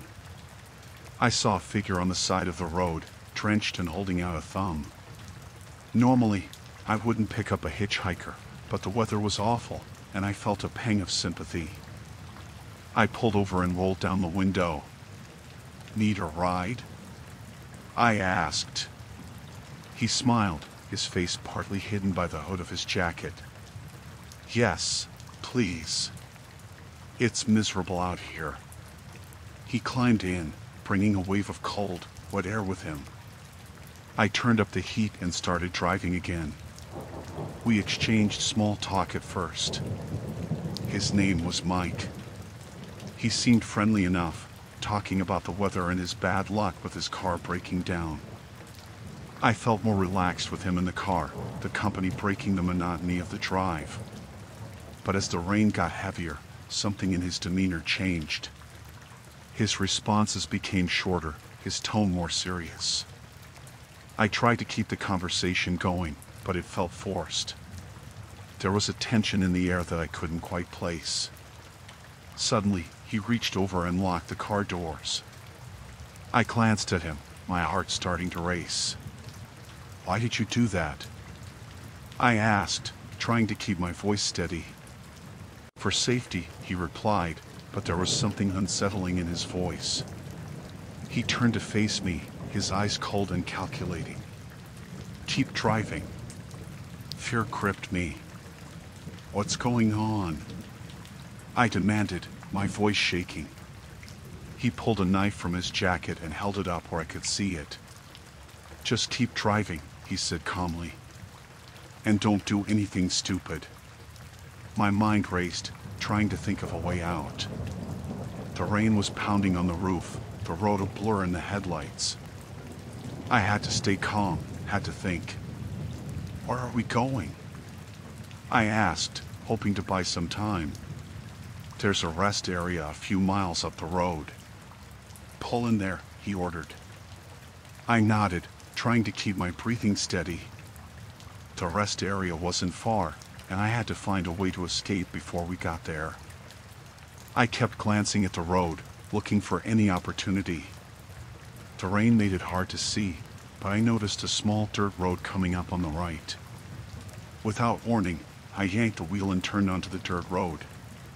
The car skidded in the mud, and Mike cursed, grabbing the dashboard for support. "What the hell are you doing?" he shouted. I didn't answer. I just kept driving, the car bouncing and sliding on the rough road. I could hear him fumbling with the knife, trying to steady himself. The dirt road wound through the trees, and I hoped it would lead to somewhere safe. "Stop the car," he demanded, his voice full of anger. He lunged at me, and I swerved, trying to throw him off balance. The knife grazed my arm, and I cried out in pain. I slammed on the brakes, the car sliding to a stop. I grabbed my bleeding arm and looked at him. He was panting, the knife still in his hand. "Get out," he ordered, pointing the knife at me. I didn't move. "Please, just let me go," I pleaded. He shook his head. "Get out," he repeated, more forcefully. I slowly opened the door and stepped out into the rain. It was freezing, the water soaking through my clothes instantly. Mike got out on his side, keeping the knife pointed at me. "Walk," he said, nodding toward the trees.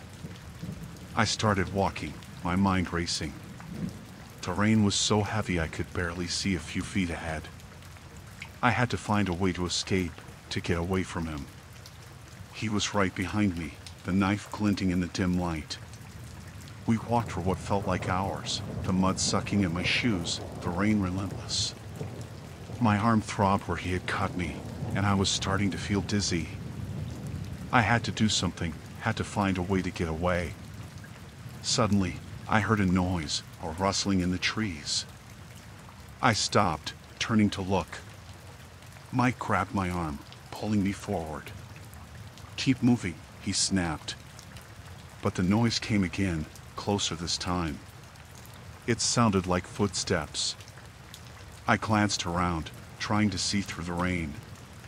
"Someone's coming," I said, hoping it was true. Mike looked around, his grip on my arm tightening. "Shut up," he hissed. The footsteps were getting closer, and I could see a light bobbing through the trees. Mike cursed, pulling me toward the car. "We need to get out of here," he said, his voice panicked. I saw my chance. I twisted out of his grip and ran toward the light, screaming for help. "Help! Please, help me!" The light stopped, and I heard a voice call out. "Who's there?" Mike was right behind me, but I didn't stop. I ran as fast as I could, the mud and rain slowing me down. I could hear him cursing, struggling to keep up. I burst through the trees and saw a figure holding a flashlight. It was a man, a hunter by the looks of it.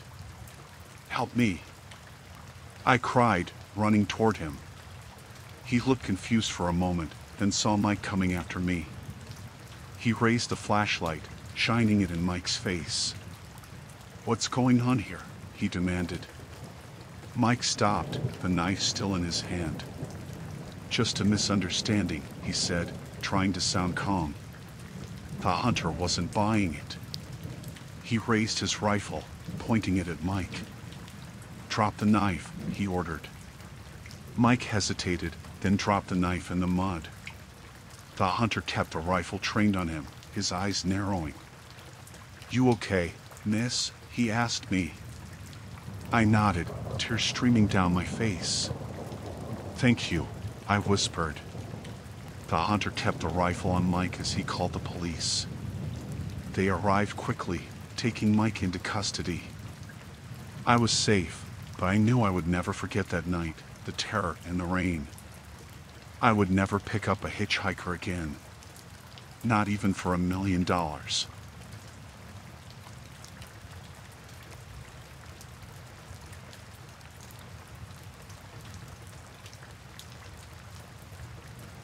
It was pouring rain when I left the office that night. The storm had been building all day, and now it was a full-blown downpour. I hurried to my car, huddling under my umbrella, and saw Tom standing at the entrance. He looked soaked, even with his raincoat on. "Need a ride?" I called out. Tom smiled, relieved. "Thanks, Rachel. I appreciate it." He climbed into the passenger seat, and I cranked up the heat. We chatted about work as I navigated the slick roads. The rain was so heavy, it was hard to see beyond a few feet. The wipers were working overtime, but it barely made a difference. We came to a red light, and I glanced over at Tom. He seemed tense, his fingers drumming on his knee. "Everything okay?" I asked. He nodded, but didn't say anything. The light turned green, and I started to drive. A few blocks later, I noticed Tom wasn't in the car anymore. My heart skipped a beat. I hadn't heard the door open or felt any movement. I pulled over, panic rising. How could he just disappear? I got out, looking around, calling his name. The rain was relentless, soaking me in seconds. There was no sign of him anywhere.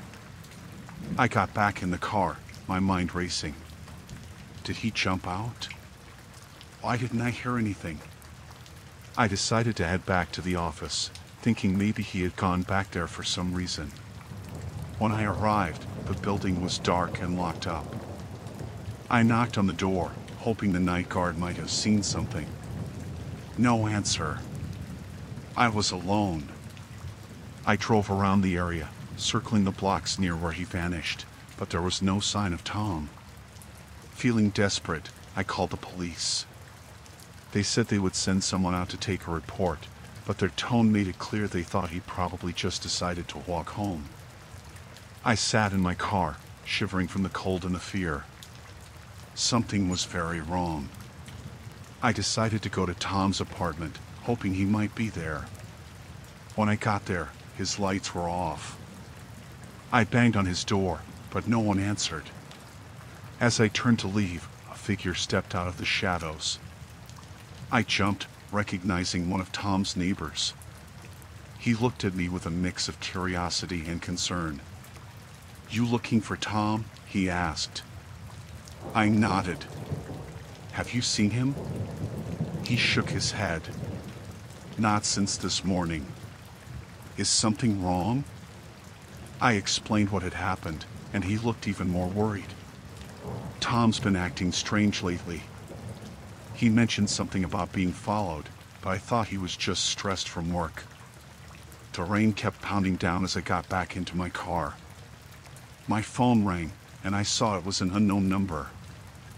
I hesitated, then answered. "Rachel," a voice said.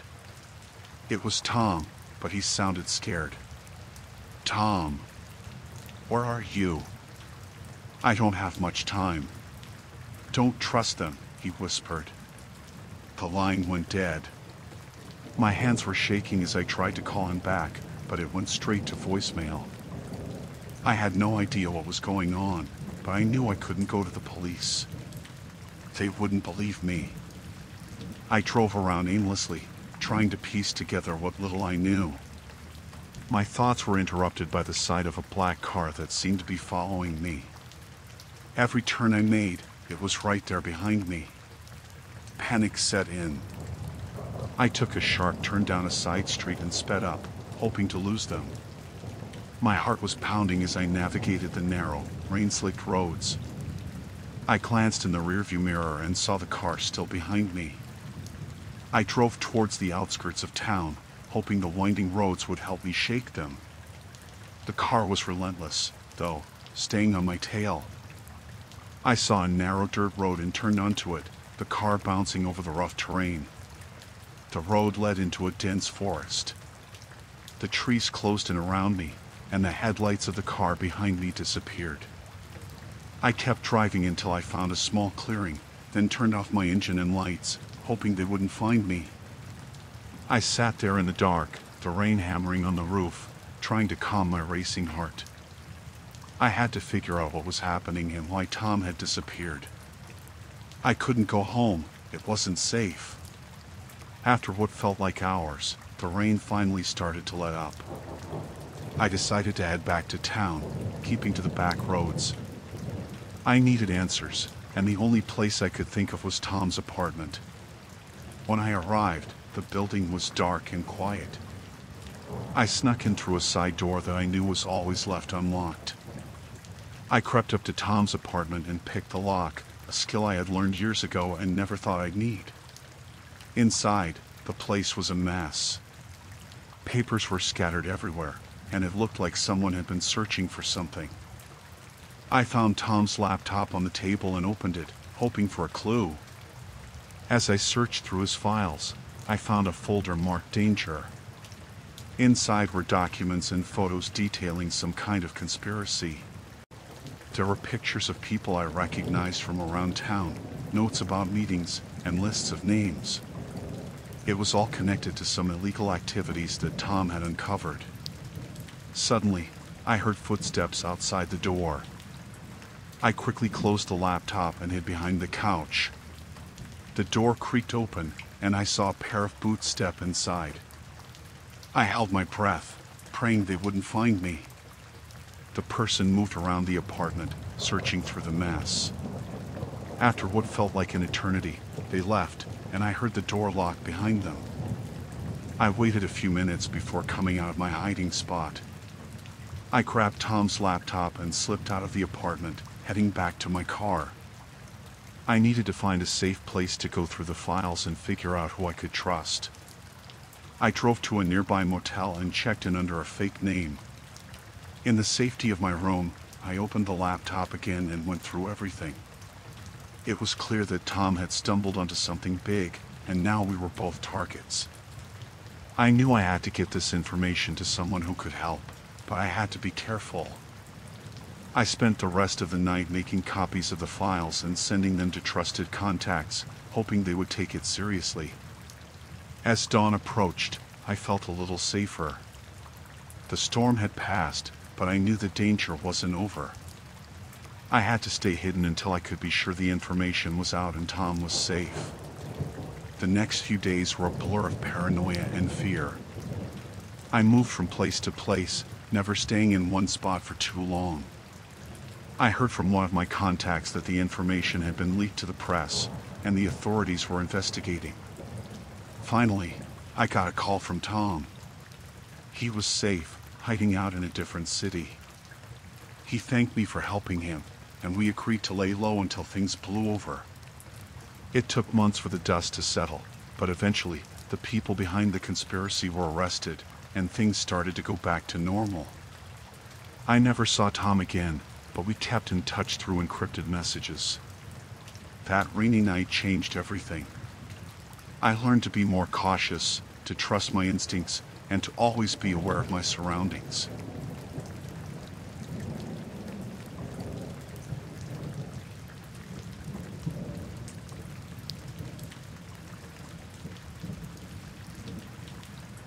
The rain was coming down in sheets that night, drumming on the roof of my car as I pulled up to the old, abandoned warehouse. My job was to guard the place overnight, make sure no one broke in or did anything illegal. It seemed simple enough, but the storm added an eerie feel to the whole thing. I parked and grabbed my flashlight, pulling my coat tighter against the wind. The warehouse loomed in front of me, its broken windows and crumbling walls barely visible through the rain. I took a deep breath and headed inside, my boots squelching in the mud. Inside, the place was dark and cold. The only light came from my flashlight, which cast long, flickering shadows on the walls. The air was musty, and every sound seemed to echo.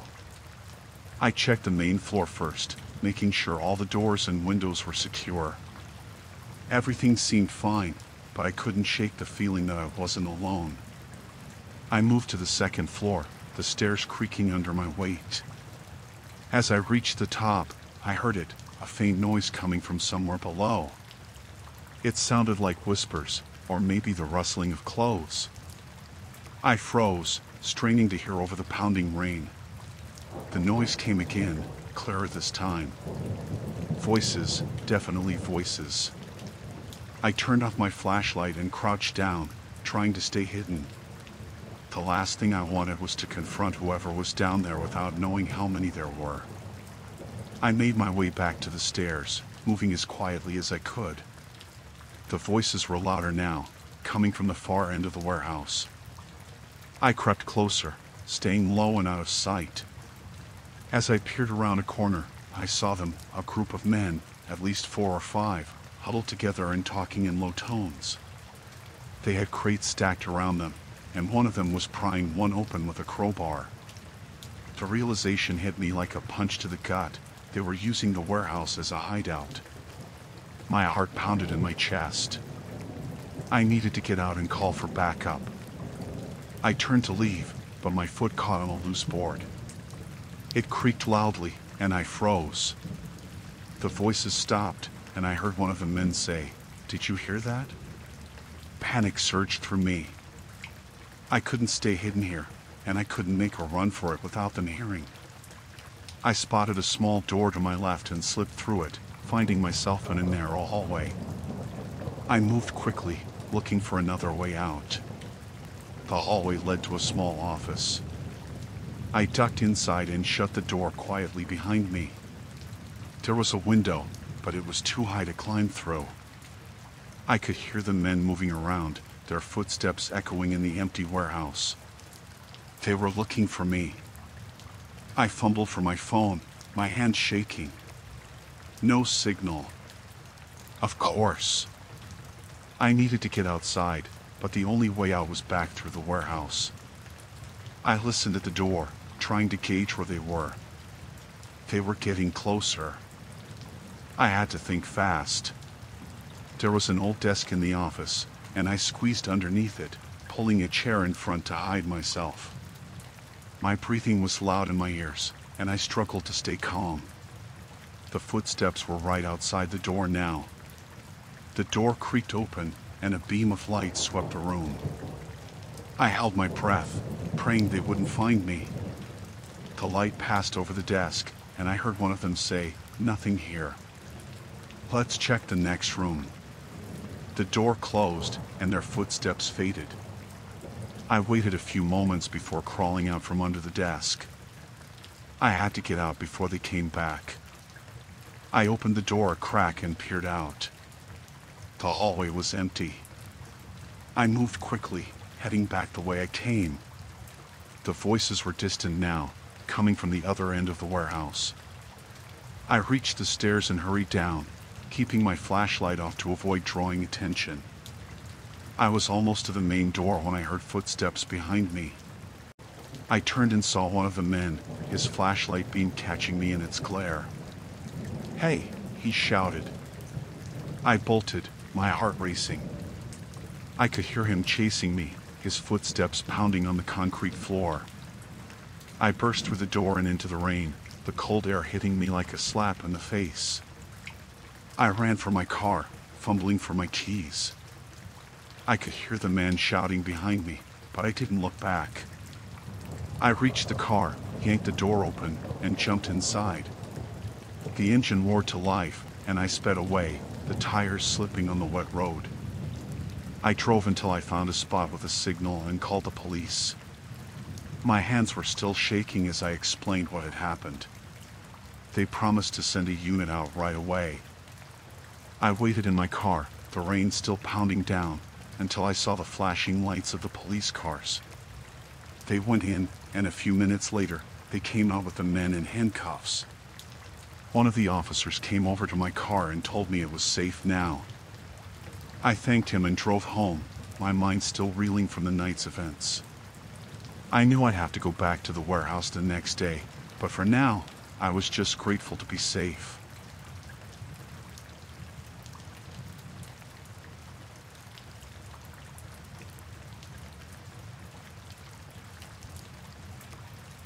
It was a night like any other, except for the storm. The rain hammered against the windows, and the thunder seemed to shake the whole house. I was home alone, trying to finish some work in the living room. The power went out suddenly, plunging the house into darkness. I fumbled for my phone, using the flashlight to find my way around. I lit a few candles and placed them around the room, the flickering light casting eerie shadows on the walls. I felt a bit uneasy but chalked it up to the storm. The wind howled outside, and the old house creaked and groaned. I decided to go to bed, hoping the power would be back by morning. As I climbed the stairs, I heard a noise coming from downstairs. At first, I thought it was just a storm, but then I heard it again. A faint thud, like something being knocked over. My heart started to race. I knew every sound this house made, and this was different. I paused on the stairs, straining to hear. There it was again, louder this time. Someone was in my house. I felt a cold sweat break out on my forehead. I reached for my phone, but there was no signal. I was completely cut off. I crept back downstairs, my footsteps barely making a sound. I had to see what was going on. As I reached the bottom, I peered around the corner into the living room. The candles were still burning, casting long shadows. I saw movement out of the corner of my eye. Someone was in the kitchen. I picked up a heavy vase from a side table, gripping it tightly. My heart was pounding so hard I thought whoever was in the kitchen would hear it. I inched closer, trying to stay out of sight. I could hear rummaging, the sound of drawers being opened and closed. I took a deep breath and stepped into the kitchen, raising the vase above my head. The figure turned, and our eyes met. He was a large man, dressed in dark clothes, his face partially covered by a hood. He didn't seem startled to see me, just annoyed. "Who are you? What do you want?" I demanded, my voice shaking. He didn't answer, just took a step toward me. I swung the vase, but he was quicker. He grabbed my wrist, twisting it painfully until I dropped the vase. It shattered on the floor, the sound echoing through the house. He pushed me back, and I stumbled, falling to the ground. I scrambled to my feet, backing away. He reached into his pocket and pulled out a knife. The dim candlelight glinted off the blade. I felt a surge of panic. "Get out of my house!" I shouted, but he just smiled, a cold, sinister smile. I turned and ran, my bare feet slipping on the wooden floor. I could hear him behind me, his footsteps heavy and deliberate. I made it to the stairs and took them two at a time, my only thought to get to my bedroom and lock the door. I slammed the door shut and locked it, leaning against it, trying to catch my breath. I could hear him coming up the stairs. I looked around for something to defend myself with. My eyes fell on the heavy dresser. I pushed it in front of the door, using all my strength. The doorknob rattled, and I heard him cursing. He started pounding on the door, the wood splintering under the force. I knew it wouldn't hold for long. I looked around the room, desperate for another way out. The only window was too high to jump from safely. I grabbed a lamp and stood by the door, ready to defend myself. The door burst open, the dresser shoved aside like it weighed nothing. He stepped into the room, knife in hand. I swung the lamp, catching him on the side of the head. He staggered, but didn't go down. He lunged at me, and I swung again, this time hitting his arm. The knife flew out of his hand, clattering to the floor. I didn't give him a chance to recover. I grabbed the knife and backed away, keeping it between us. "Leave now, or I'll use this," I warned, my voice steadier than I felt. He eyed the knife, then me, and for a moment, I thought he might listen. But then he lunged at me again. I slashed at him, catching him across the chest. He screamed in pain, but it only seemed to make him angrier. He tackled me, and we both went down. The knife slipped from my hand, and we wrestled on the floor. He was stronger, but I was fueled by pure adrenaline. I managed to get a knee into his stomach, pushing him off me. I scrambled to my feet and grabbed the knife again. This time, I didn't hesitate. I stabbed him in the leg, putting all my strength into it. He howled in pain, clutching his leg. I ran past him, out of the room, and down the stairs. I made it to the front door and yanked it open, running out into the storm. The rain was still pouring, but I didn't care. I ran to my neighbor's house, banging on the door. They let me in, and I called the police. By the time they arrived, the man was gone. They searched the house, but there was no sign of him. They said he must have been a drifter, looking for an easy target. But I knew it was more than that. He had planned this. I never spent another night alone in that house.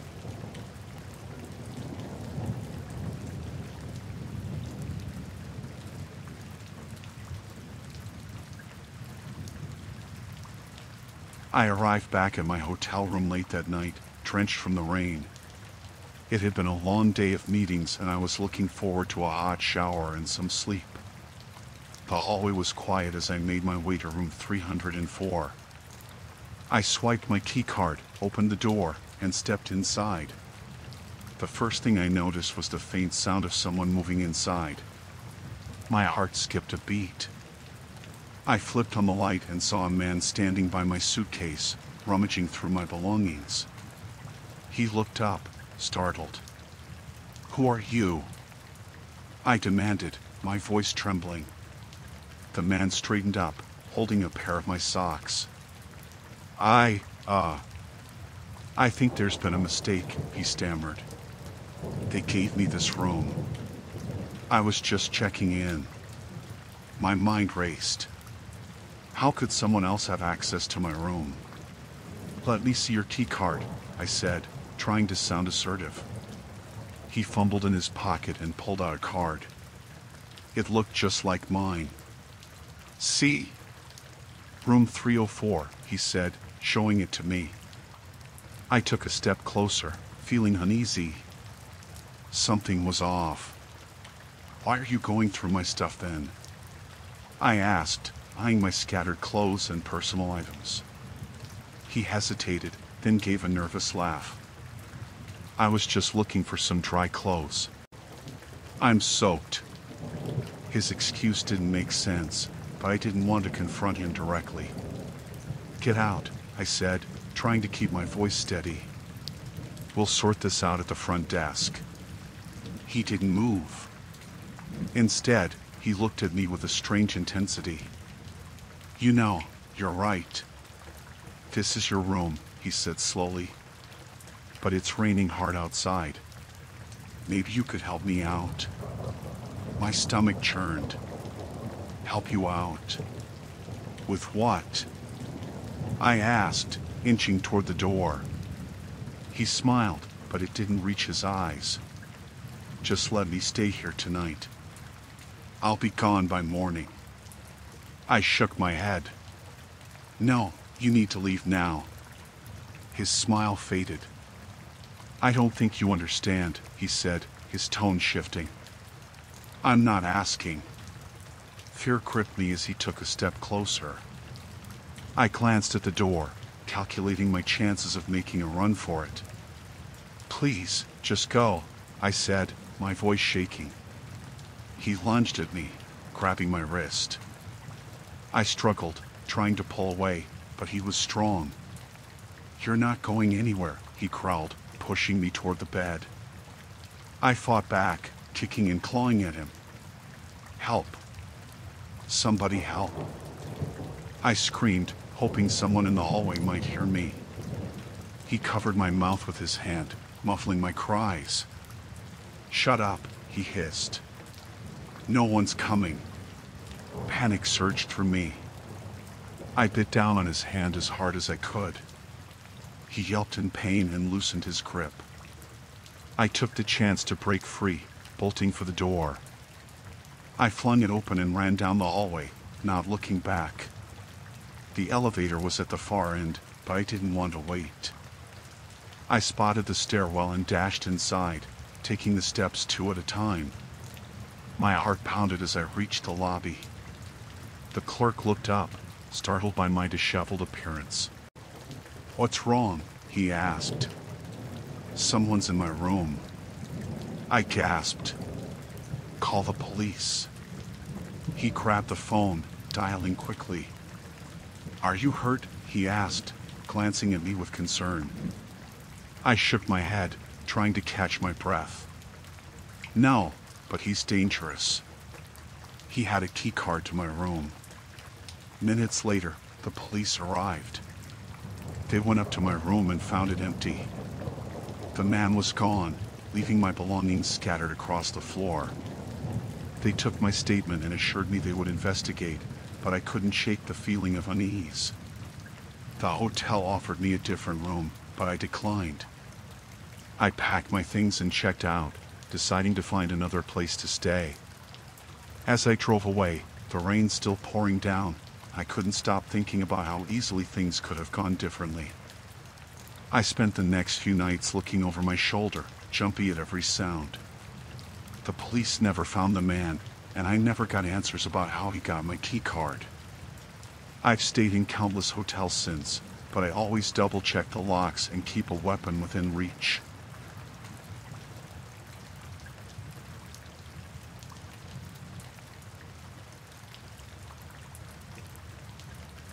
It was a night like any other, except for the relentless rain hammering against my windows. I was working late in my home office, trying to finish up a project that had me behind schedule. The storm outside was so loud that it drowned out everything else, making it hard to focus. The occasional flash of lightning would light up the room, only to be swallowed by darkness again. Around midnight, my phone rang. I glanced at the screen and saw an unknown number. Normally, I wouldn't answer, but I was expecting a call from a client, so I picked it up. The voice on the other end was rough, almost like it was distorted by static. "Jenna," the voice said, "I know what you did." My heart skipped a beat. "Who is this?" I asked, trying to keep my voice steady.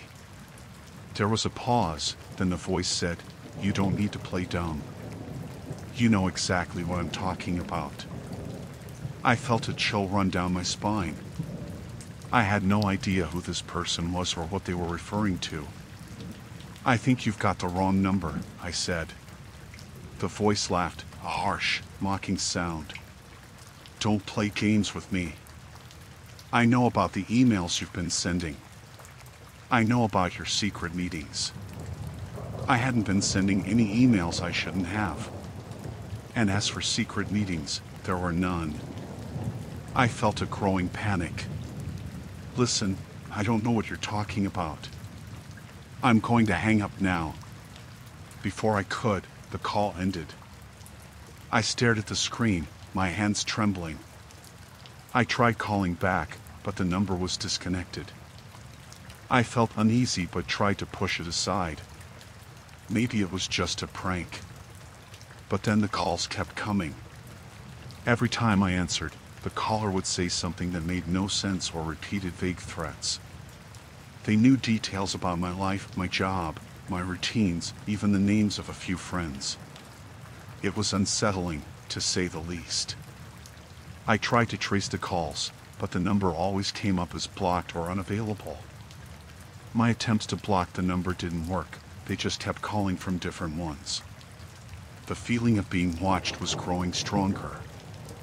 After an hour of this, I noticed something odd. Every now and then, I'd see a shadow moving past the window when the lightning flashed. I tried to dismiss it as the effect of the rain or my imagination. But as the night dragged on, the feeling of dread only intensified. I decided to check outside. I carefully peeked out through the curtains, trying not to draw attention. The rain was coming down in sheets, and visibility was almost zero. I didn't see anyone, but the feeling that someone was out there, hiding in the dark, was almost palpable. I went back inside, trying to calm myself. I locked all the doors and windows, and the calls continued. The caller seemed to be enjoying my fear, taunting me with personal details and telling me that my time was running out. I knew I had to do something. I called the police, but they told me to stay on the line and keep them updated if anything happened. They said they'd send someone over as soon as they could, but it might take a while given the storm. I felt alone, stranded, and vulnerable. Suddenly, a loud thud came from the back of the house. I jumped, my heart racing. I grabbed a flashlight and a baseball bat I kept for protection. The power flickered, and I knew the storm was causing disruptions. I went to the back door, shining the flashlight outside. The rain was coming down so hard that it was difficult to see anything. I carefully opened the door and stepped out, the mud squishing beneath my shoes. The backyard was empty, but I noticed a set of muddy footprints leading from the edge of the yard to the back door. They looked fresh, and the sight made my blood run cold. I quickly went back inside, locked the door, and called the police again, telling them about the footprints. They promised someone would be there soon. I sat in my office, waiting, the fear making it hard to concentrate. The calls had stopped, but the silence was almost worse. I felt like a sitting duck, waiting for something terrible to happen. After what felt like hours, there was a knock on the door. I hesitated but finally opened it to find 2 police officers standing there, soaked from the rain. They came in and began to investigate, checking around the property and asking me about the calls and any suspicious activity. As they spoke with me, I felt a bit of relief, but the dread never fully left. They did a thorough search of the area but found no one. They took the details of the calls and the muddy footprints and promised to keep an eye on things. Once they left, I locked up the house and tried to get some sleep. I left a light on and stayed close to my phone, ready to call for help if needed. The storm continued to rage outside, but eventually, exhaustion took over, and I fell into a fitful sleep. In the morning, the storm had passed, and the sun was out. The police had not reported any incidents from the night before. The unsettling feeling of being watched began to fade, but I knew I'd be more cautious from now on. The calls eventually stopped, and I never heard from the mysterious caller again.